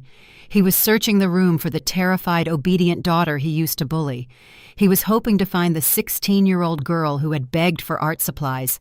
"Vivian, please," Charles whispered, his voice cracking with genuine fear. "I am your father. I know we have had our differences, but you cannot do this to me. If this gets out, even if I avoid prison, the scandal will destroy the firm. I will lose the Hudson Valley deal. The banks will seize the Hamptons house. I will lose everything I have spent my entire life building." The emotional manipulation was incredibly transparent. He was attempting to weaponize his impending ruin to force me into submission. The developer expected me to absorb the impact of his crimes to protect the family image, just as my mother had done for decades. The request for mercy was entirely disconnected from any sense of personal accountability.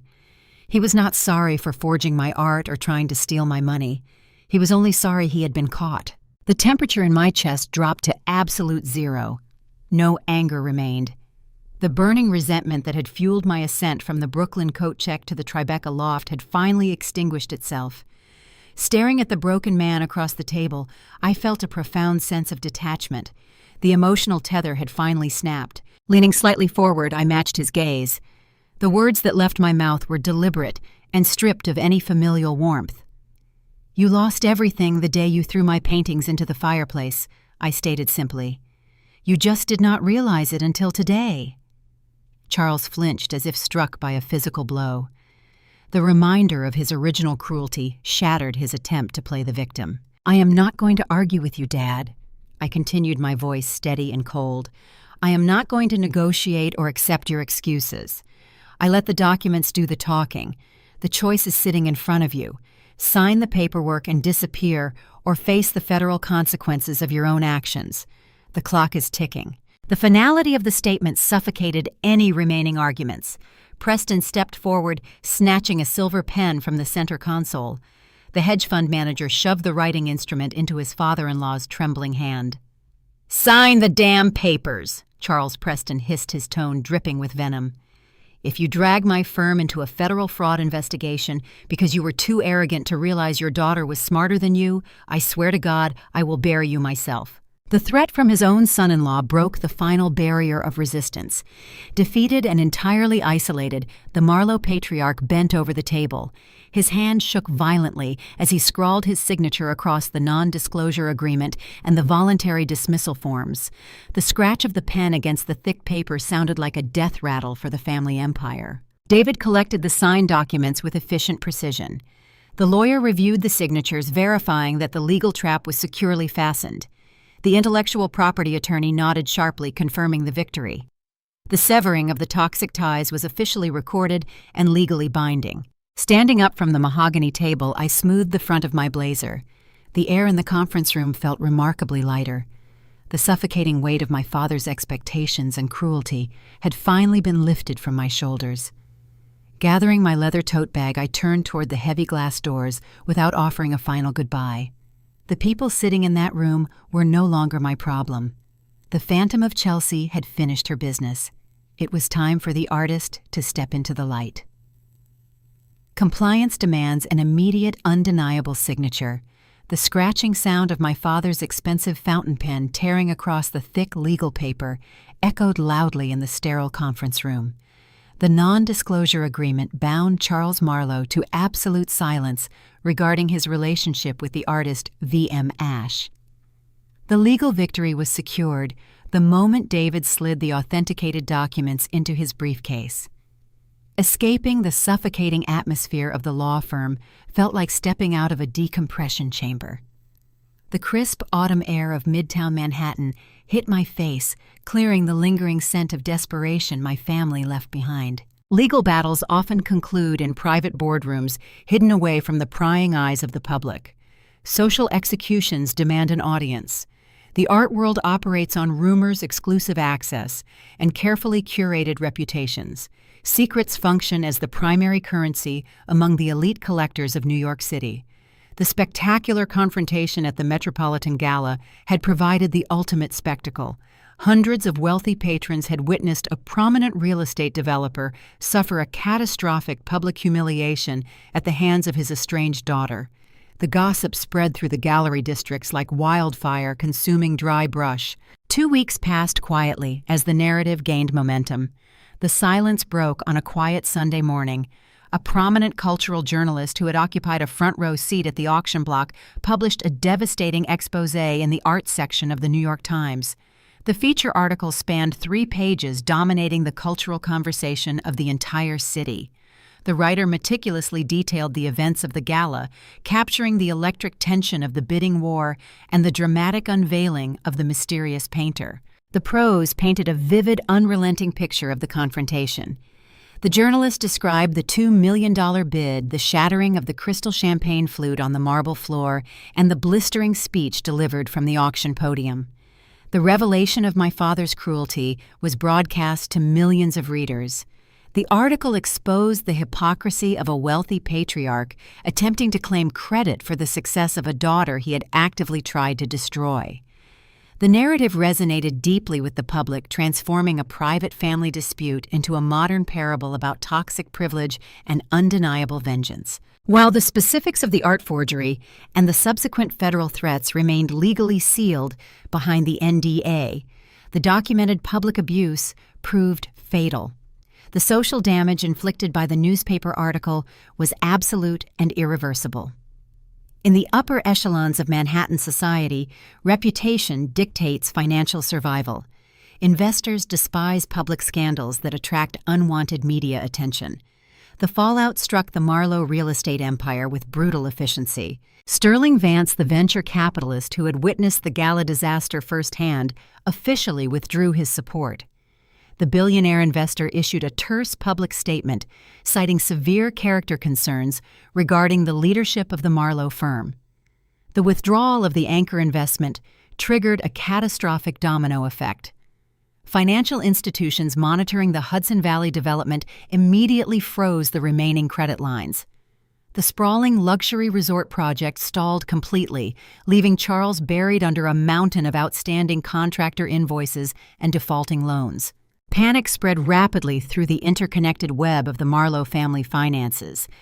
Preston reacted to the collapsing real estate empire with the ruthless self-preservation of a Wall Street veteran. The hedge fund manager recognized that his father-in-law's toxic reputation threatened the stability of his own investment firm.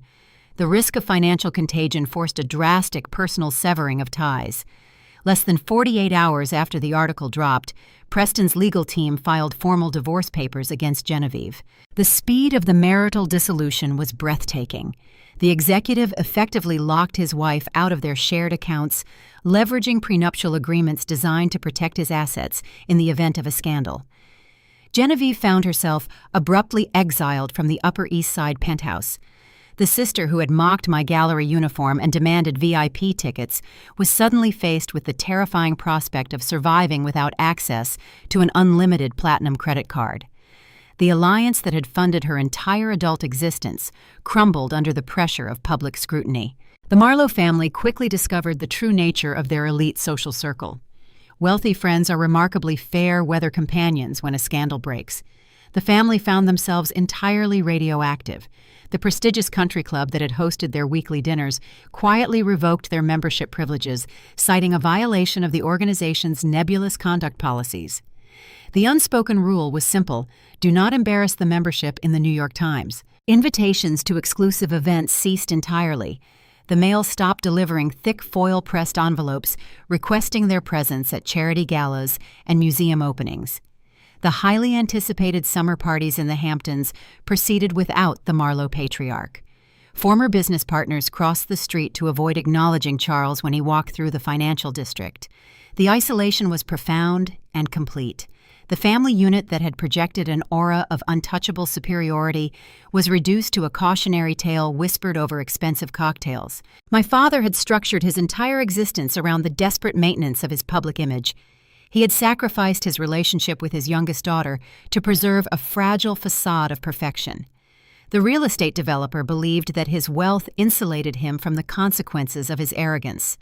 Charles spent 50 years obsessing over a 5-minute reputation. He measured his worth by the people willing to shake his hand at networking events. The ultimate irony of his downfall rested in the execution of the trap. The destruction of his carefully curated life did not require a lengthy, grueling trial. The demolition was swift and painfully public. It took exactly 5 minutes on a brightly lit auction stage for the daughter he discarded to burn his entire world to the ground. The ashes he had created in the fireplace of our summer home had finally returned to consume the architect of the blaze. Tribeca offered a peaceful sanctuary far removed from the collapsing empire uptown. The sprawling industrial loft felt warmer, insulated from the toxic drama playing out in the tabloids. My days returned to the quiet rhythm of stretching canvas and mixing pigments. The global demand for VM ash paintings surged exponentially following the unmasking. Private collectors scrambled to acquire pieces from the artist who had publicly humiliated her billionaire abusers. The market value of my work climbed to dizzying new heights, solidifying my financial independence permanently. The quiet morning routines were occasionally interrupted by the frantic attempts of my family to reestablish contact. The silence I maintained was a deliberate, impenetrable wall. Blocked phone numbers and returned certified letters sent a clear message that negotiation was impossible. The compliance strategy of total detachment proved to be the most effective defense against their manipulation. Engaging with their desperate pleas would only validate their delusion that the relationship could be salvaged. The aftermath of the social execution left the battlefield strangely quiet. The wreckage of the Marlowe legacy smoldered in the distance, a testament to the destructive power of truth. The Phantom of Chelsea had successfully transitioned into a recognized powerhouse of the contemporary art world. The past was permanently severed, locked away behind NDAs and undeniable public exposure. The future belonged entirely to the artist who learned to paint with fire. Yet the desperate clinging of a drowning family rarely ceases without a final pathetic struggle. The complete financial ruin of the Hudson Valley Project pushed the remaining members of the Marlowe clan past the point of pride. When the banks began circling the properties, they could not afford to lose the facade of superiority finally cracked. The reality of impending poverty forces people to abandon their carefully maintained narratives. The sister who had always enjoyed the view from the top of the hierarchy was about to discover how quickly the ground approaches when the safety net disappears. The conflict was about to shift from a high society scandal to a desperate physical confrontation inside the walls of my own sanctuary. The afternoon sun bathed the Tribeca loft in a cool, flat light. Turpentine and crushed pigment filled the air with a sharp, metallic scent. 4 oversized canvases rested against the exposed brick wall, waiting for the final layers of oil paint. My focus remained entirely dedicated to a sprawling portrait of a fractured glass ceiling. The building maintained a strict security protocol to prevent uninvited guests from reaching the private floors. Access required key cards and biometric scans at the front desk. Bypassing the lobby guards required a combination of sheer luck and desperate timing. The heavy freight elevator doors at the end of my hallway suddenly clattered open with a loud metallic screech. The disruption shattered the creative sanctuary I had built for myself. Footsteps slapped frantically against the polished concrete floor. A chaotic shadow fell across the threshold of my open studio space. Genevieve stood in the doorway, breathing heavily, completely stripped of her usual arrogant polish. The transformation from Upper East Side socialite to cornered fugitive was stark. Her blonde hair hung in messy strands, revealing dark roots she could no longer afford to maintain at high-end salons. The expensive cashmere coat draped over her shoulders looked wrinkled and hastily thrown on over generic athletic wear. Tear streaks stained her cheeks, cutting through a layer of cheap smudged makeup. The pristine armor of generational wealth had melted away in a matter of weeks. The golden child of the Marlowe family had officially run out of runway. Preston deployed his divorce attorneys with the precision of a military strike. The hedge fund manager successfully froze every joint bank account and canceled all her platinum credit cards within hours of the scandal breaking in the newspaper. Wealthy men protect their capital above all else, leaving their liabilities on the curb without a second thought. My sister realized very quickly that the luxury life she enjoyed belonged entirely to the men she relied upon. She stepped into the center of the studio, her eyes darting nervously around the sprawling, expensive workspace. The sheer scale of my success seemed to physically intimidate her. "Vivienne, you have to help me," she pleaded, her voice trembling with genuine terror. "Preston locked me out of the penthouse. The doorman literally refused to let me upstairs this morning." Her hands shook as she clutched a leather tote bag to her chest, holding on to the last remnant of her designer past. "I tried to go stay with Dad, but the banks are foreclosing on the townhome. He is liquidating the Hamptons house just to pay his legal fees." The reality of their financial ruin spilled from her lips in a frantic, unbroken stream. "I have nowhere to go. I have $20 in cash and my cell phone service is about to be shut off." A dirty rag rested on the edge of my wooden easel. Picking up the cloth, I began slowly wiping the crimson oil paint from my fingers. The rhythmic, methodical cleaning process forced her to wait in agonizing silence. This was the exact same woman who had mocked my gallery uniform just weeks prior. She had stood in the VIP room of the Metropolitan Gala and demanded I hand over my earnings to save their failing empire. Now the safety net was gone, and she was begging the scapegoat for a lifeline. The irony hung heavy in the paint fumes, thick and suffocating. Genevieve took another step forward, her tone shifting into a desperate pitch for employment. "We are sisters. We can work together," she urged, trying to sound cooperative and useful. "I know how to handle high society clients. I can manage your gallery representations. I can run your public relations. I can be your brand manager." The offer was entirely delusional. My sister possessed a degree in interior design that cost $150,000. She had never worked a single day in her life, choosing instead to marry into wealth and outsource her responsibilities to hired staff. The idea that she could manage a multi-million-dollar international art brand was laughable. The rag hit the metal table with a soft thud. "Genevieve," I said calmly, letting the cold reality of the room settle over her. "Do you remember the winter I lived in the Bushwick walk-up?" Her eyes darted toward the floor, unable to maintain eye contact. "I was working 3 jobs to pay for heat and ramen noodles. You came to the Chelsea Gallery to buy an anniversary gift for Preston." The memory of that humiliating encounter remained sharp in my mind. "You looked at my worn boots and told me my poverty was a choice. You told me to grow up and stop playing with paint." The former socialite flinched as the past was thrown directly into her face.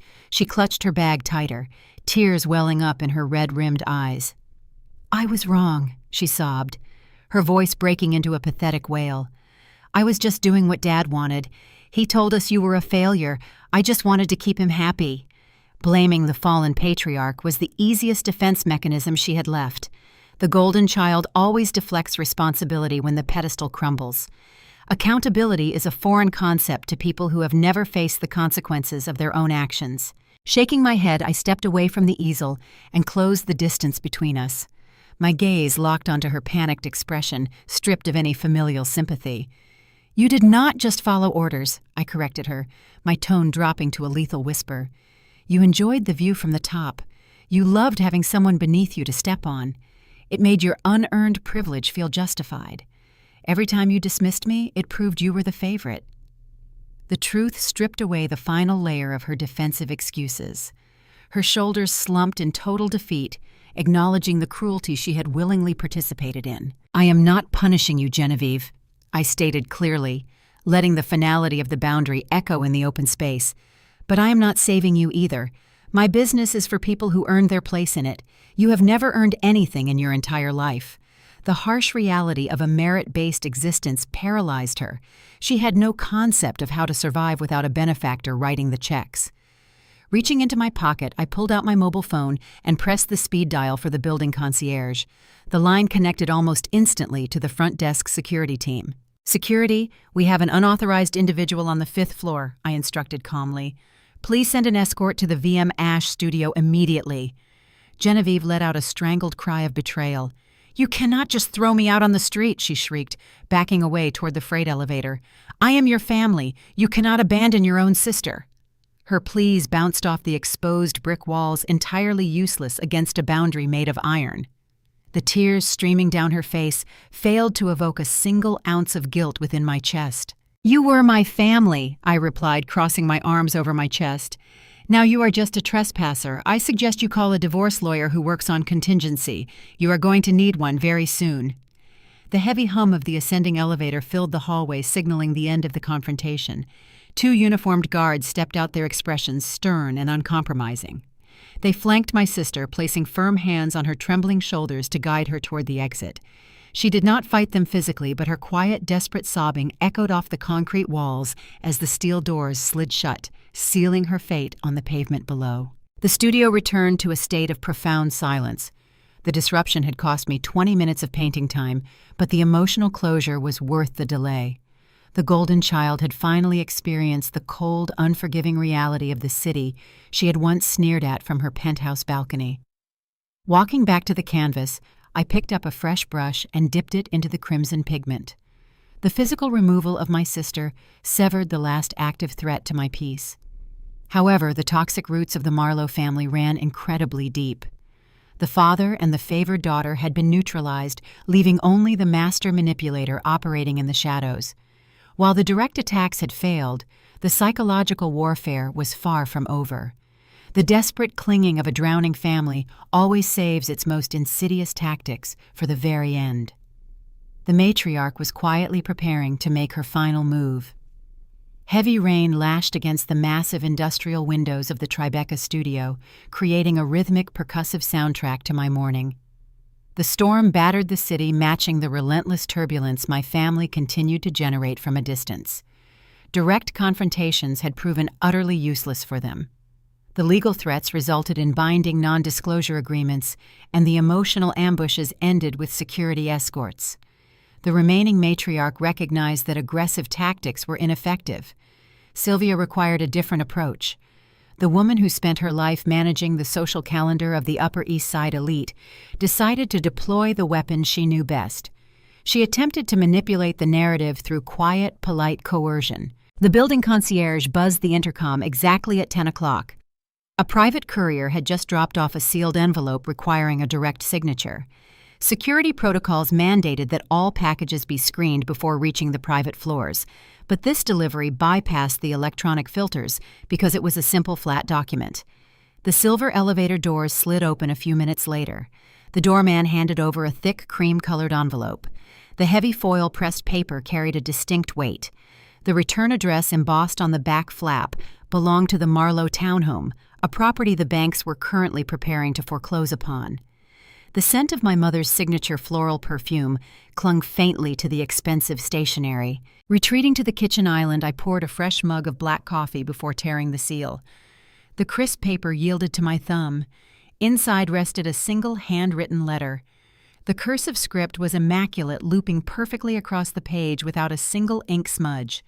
The visual presentation was flawless, completely masking the toxic rot hiding within the paragraphs. Sylvia had crafted a message designed to look reasonable to an outside observer while remaining entirely lethal to the actual recipient. The matriarch was executing a masterclass in psychological manipulation. "Dearest Vivian," the letter began. The false affection dripped from the opening salutation. "I hope your recent success has brought you peace." The subtle phrasing immediately framed my accomplishments not as hard-earned victories, but as petty revenge tactics designed to soothe an imaginary grudge. The text quickly pivoted to the real agenda. "Your father is under immense stress, and his health is failing due to the ongoing complications with his business." The guilt trip was deployed with surgical precision. Sylvia was attempting to hold me responsible for the physical deterioration of the man who had forged my signature to commit wire fraud. The next sentence escalated the gaslighting to a breathtaking level. Surely you have made your point. The dismissal of 15 years of psychological abuse was staggering. She characterized the survival of a teenage outcast and the defense against a multi-million-dollar fraudulent lawsuit as a simple temper tantrum that had gone on too long. The matriarch was actively minimizing the trauma to protect her husband's fragile ego. "Family is about forgiveness," the cursive text declared.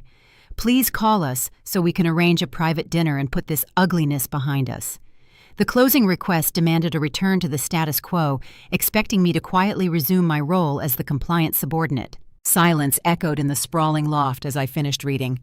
The coffee in my mug grew cold. My eyes scanned the pristine paper a second time, searching for a specific combination of words. There was no apology anywhere on the page. The letter contained zero acknowledgement of the burning canvases in the Hamptons.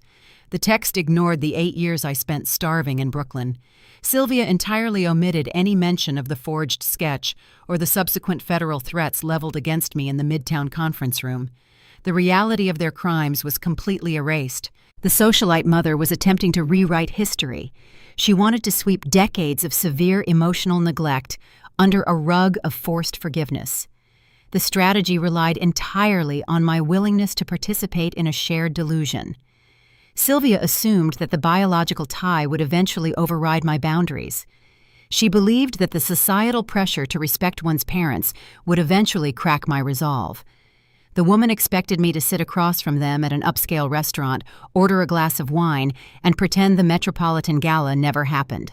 Lifting my smartphone from the counter, I opened the camera application. The lens hovered over the heavy stationery. The shutter clicked loudly in the quiet kitchen.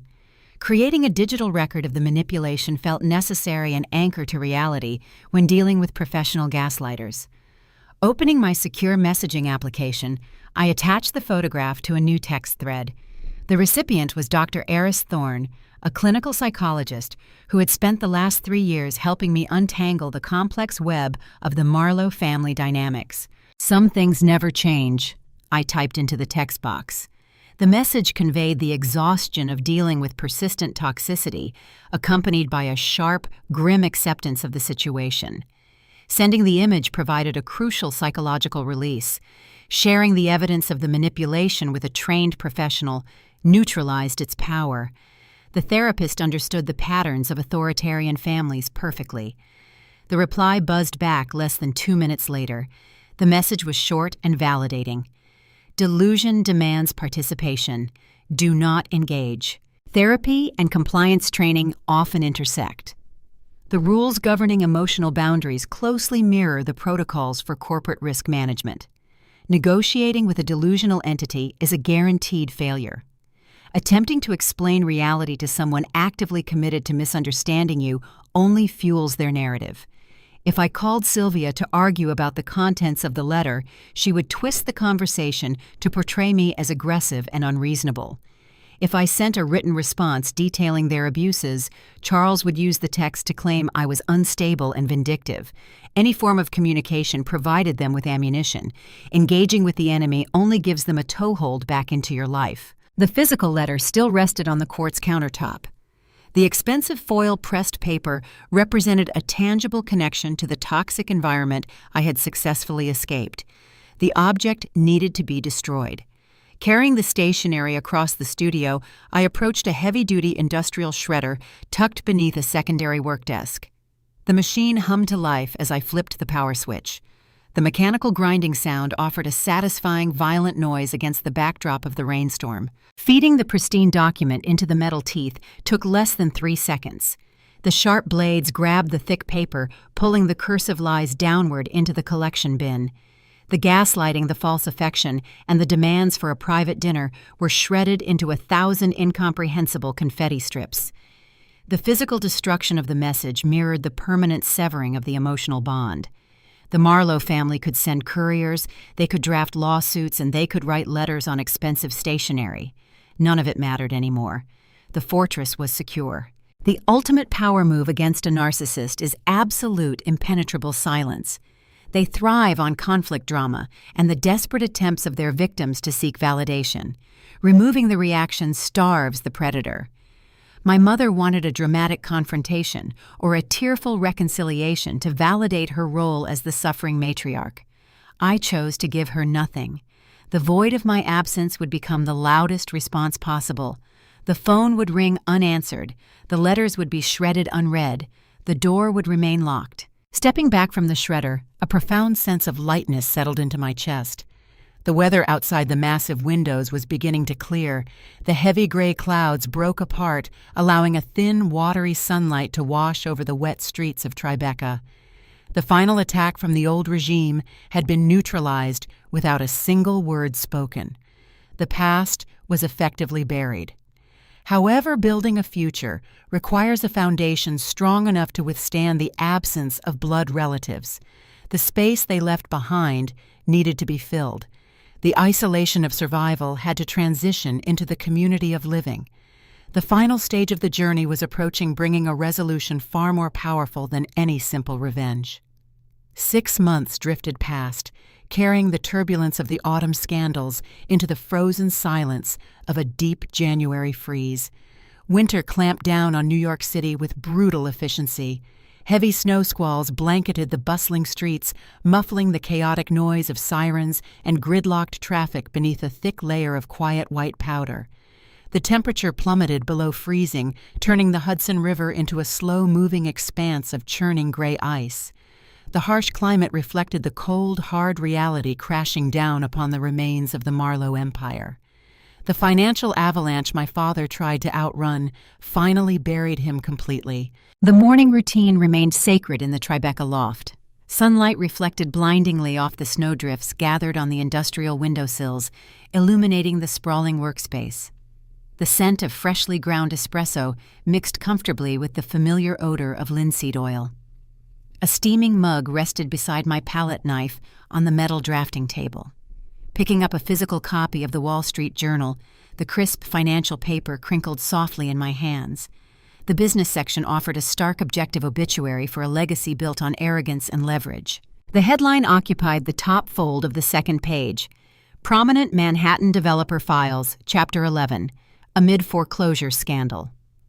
The prose was clinical, devoid of the emotional drama that had defined the family collapse. The financial reporter detailed the spectacular failure of the Hudson Valley luxury resort. The banks had officially seized the sprawling, half-finished properties. The credit lines evaporated entirely. Charles Marlowe's real estate firm, a company that had dictated the social standing of my entire youth, was bankrupt. The empire was liquidated to satisfy angry creditors and unpaid contractors. A profound, settling peace washed over me as my eyes scanned the final paragraphs. The article confirmed that the family townhome on the Upper East Side was slated for public auction. The Hamptons estate, the very place where my teenage canvases had been tossed into the fireplace, was already listed on the luxury real estate market at a severely reduced price. The destruction of their wealth was absolute. Staring at the black and white text, the expected surge of vindictive triumph never arrived. The urge to gloat was remarkably absent. Conversely, no wave of familial pity surfaced to soften the blow. The emotional detachment felt incredibly liberating. The man losing his fortune in the newspaper was essentially a stranger. The consequences printed on the page belonged to him alone. He had built a house of cards, and gravity simply collected the debt. Folding the newspaper, I tossed it casually into the recycling bin near the kitchen island. The past was officially closed. The future required attention, and the evening's agenda demanded preparation for a gathering completely devoid of toxic obligations. Preparation for the private dinner party shifted into high gear as the afternoon light faded into a crisp winter twilight. The expansive dining area in the loft was transformed to accommodate 12 guests. A massive live-edge oak table occupied the center of the room, polished to a warm, inviting shine. Matte black ceramic plates rested on woven linen placemats. Simple, elegant arrangements of white winter branches and flickering pillar candles ran down the center of the wood. The setting was designed for comfort and connection, lacking the rigid performative perfection that defined the Marlowe family dinners of my childhood. The heavy freight elevator chimed shortly after 7 o'clock, signaling the arrival of the first guests. Laughter and excited chatter spilled into the hallway as the heavy metal doors slid open. A diverse, vibrant group of individuals stepped into the warmth of the studio, shedding snow-covered coats and woolen scarves. This gathering contained no blood relatives demanding obedience, no hedge fund managers calculating the net worth of the room. The people crossing the threshold represented a chosen family, a community forged in the fires of mutual respect and creative survival. Elias Thorne arrived carrying 2 bottles of vintage Bordeaux, his silver hair catching the ambient light. The veteran gallery owner hugged me warmly, a genuine smile crinkling the corners of his eyes. He had protected the secret identity of V.M. Ash for years, risking his own reputation to shield a struggling artist from a predatory family. His loyalty was undeniable. Harper followed closely behind him. The brilliant art authenticator had become my closest confidant during the chaotic aftermath of the Metropolitan Gala. Her sharp wit and deep understanding of the legal landscape had provided a crucial anchor when the lawsuits were flying. Other artists, curators, and independent gallery owners filled out the remaining seats. These were individuals who knew me simply as Vivian. They had shared cheap beers and freezing Brooklyn dive bars long before the $2 million hammer dropped on the auction block. They respected the hustle, the late nights, and the relentless drive required to survive the New York art scene. The connections were rooted in shared struggles, not inherited privilege. The contrast between this vibrant, supportive group and the suffocating hierarchy of my biological family was staggering. The evening flowed seamlessly, carried by the momentum of genuine affection. Generous pours of the dark red wine loosened tongues and sparked passionate debates. The conversation bounced wildly from complex color theory and upcoming gallery exhibitions to hilarious anecdotes about navigating the absurdities of the Manhattan elite. Nobody measured their words to avoid triggering an authoritarian temper. Nobody shrank themselves to appease a fragile ego. The air in the loft buzzed with an electric, unbridled joy. Laughter erupted continuously from the far end of the oak table. Harper was recounting a particularly disastrous encounter with a pretentious buyer mimicking the wealthy patron's accent with devastating accuracy. Elias chuckled deeply, leaning back in his chair and adding his own commentary about the shifting trends in the contemporary market. The sheer volume of the happiness bouncing off the exposed brick walls felt like a physical weight being lifted. The studio was alive, vibrating with an energy that cannot be bought or inherited. Sitting at the head of the table, a sudden wave of clarity hit me. My gaze drifted across the faces of my friends, taking in the animated expressions and the relaxed postures. The memory of the dining room in the Upper East Side townhome flashed briefly in my mind. The rigid silence, the fearful glances, and the constant, overwhelming pressure to perform for Charles and Sylvia felt like a lifetime ago. I had spent my entire youth desperately trying to earn a seat at a table that was actively being poisoned by the very people hosting the meal. The realization crystallized beautifully.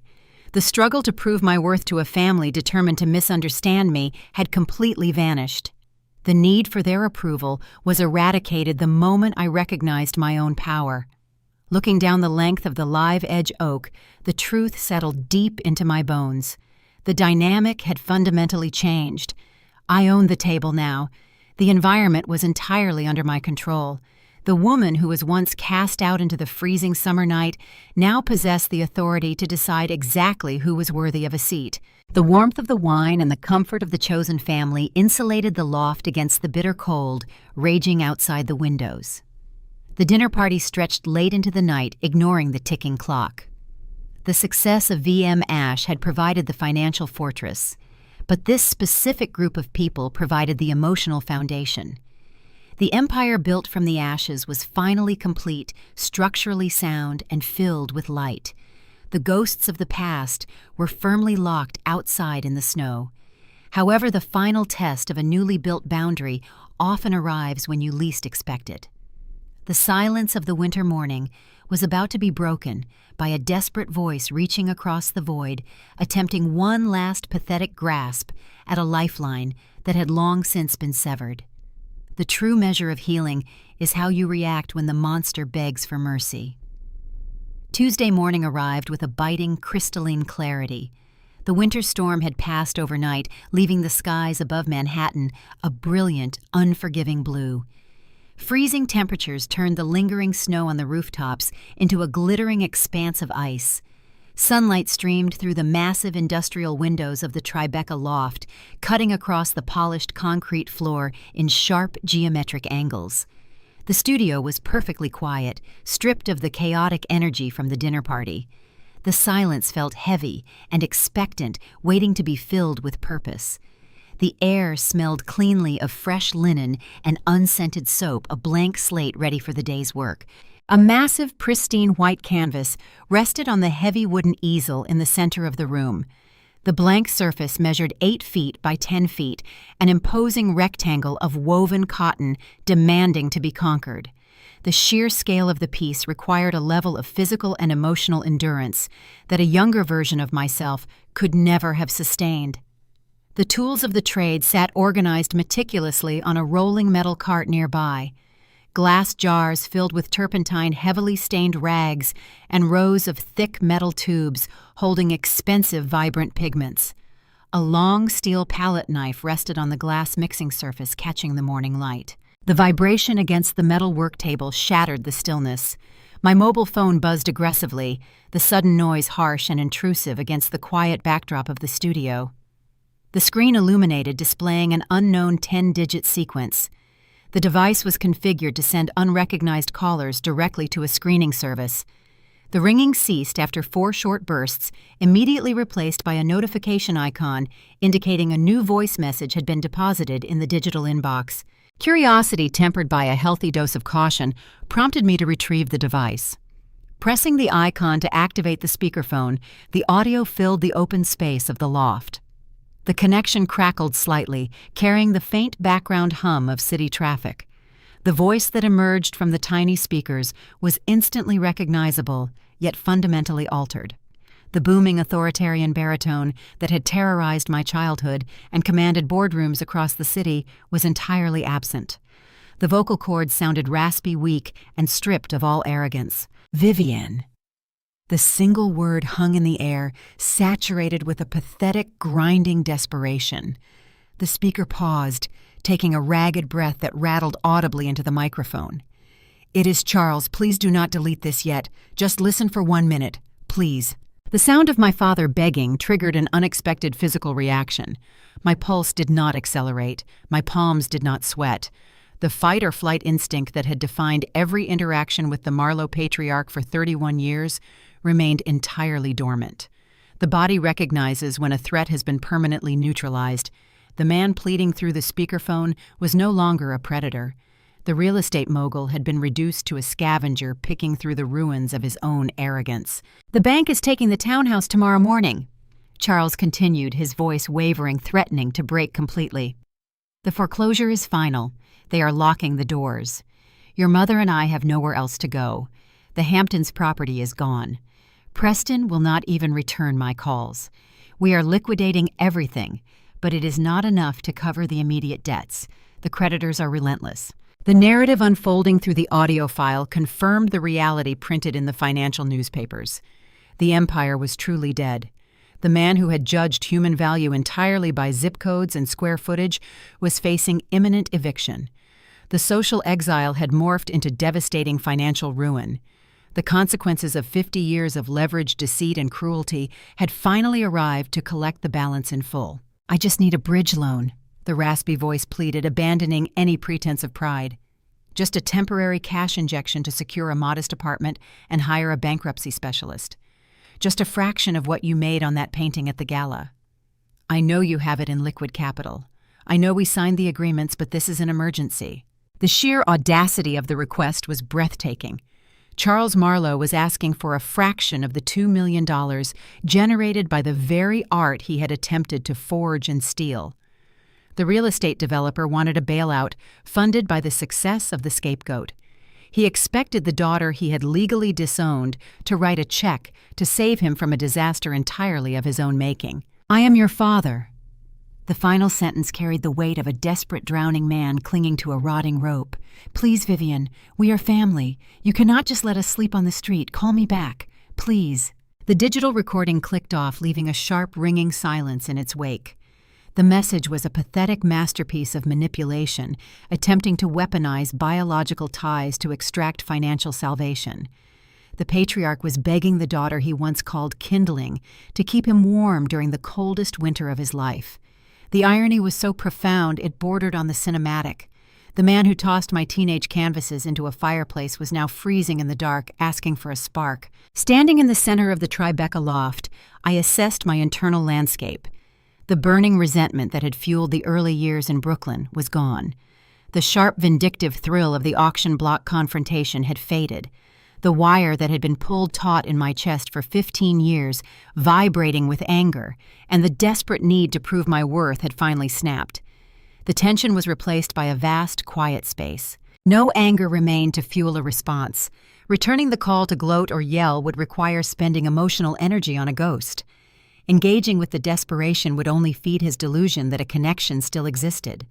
The ultimate power does not lie in destroying the monster. True power resides in realizing the monster no longer matters. My thumb hovered over the glowing screen of the smartphone. The delete icon glowed bright red against the digital interface. A single decisive tap erased the voicemail from the server permanently. The digital file vanished, taking the final remnants of Charles Marlowe's influence with it. Navigating swiftly to the call settings, the unknown number was blocked. The firewall surrounding my piece was now completely impenetrable. The past was sealed. Turning away from the metal table, I approached the waiting canvas. The heavy steel palette knife felt familiar and balanced in my grip. Dipping the blade into a large jar of thick crimson oil paint, I began to mix the pigment directly on the glass surface. A deep, visceral shade of red emerged rich and full of life. The rhythmic scraping sound of the metal against the glass grounded me in the present moment. The physical act of creation replaced the hollow echo of the deleted voicemail. I am 31 years old. The woman standing in the sunlight is not a victim. The terrified teenager clutching a rejection letter in the Hamptons ceased to exist a long time ago. The coat-check girl freezing in a Brooklyn walk-up is a distant memory. I am V.M. Ash. The identity forged in secrecy and hardship is now a recognized force in the global art market. The empire was built from the exact things they tried to burn. Every insult, every rejection, and every attempt at sabotage was repurposed into the foundation of a multi-million-dollar career. The resilience required to survive the Marlowe family generated the raw, unrelenting power visible in every brushstroke. They handed me destruction, and I returned it as a masterpiece. Reaching over to the sound system, I turned the volume up. A heavy, driving bass line filled the studio, vibrating through the concrete floor. The music drowned out any lingering thoughts of the Upper East Side or the impending foreclosure. The environment belonged entirely to the creative process. Stepping up to the 8-foot canvas, the stark white surface demanded action. The heavy palette knife loaded with the dark crimson pigment hovered inches from the fabric. The moment of anticipation stretched briefly before the execution. The steel blade struck the canvas with a swift, aggressive motion. The first stroke dragged across the white void, leaving a thick, bleeding slash of color in its wake.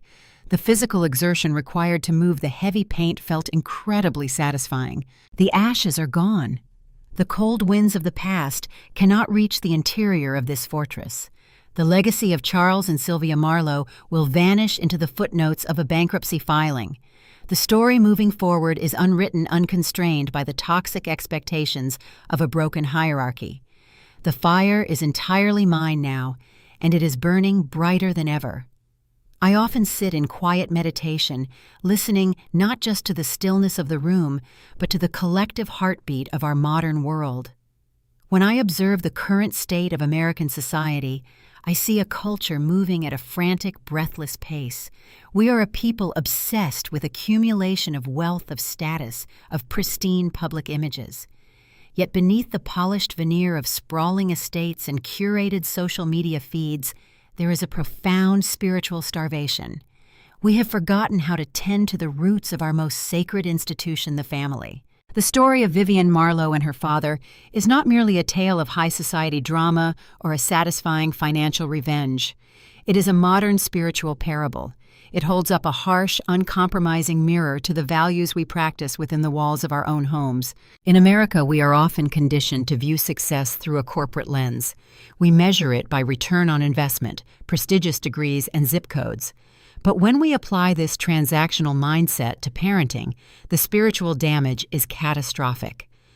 Consider the dynamic of the golden child and the scapegoat. When a parent looks at one child and sees a $150,000 asset and looks at another and sees only kindling for the fire, they are committing a quiet, devastating violence against the human spirit. As parents, we are not portfolio managers. We are stewards of souls. The traditional family structure is meant to be a sanctuary, a place where a child's inherent worth is recognized long before they achieve anything the world deems valuable.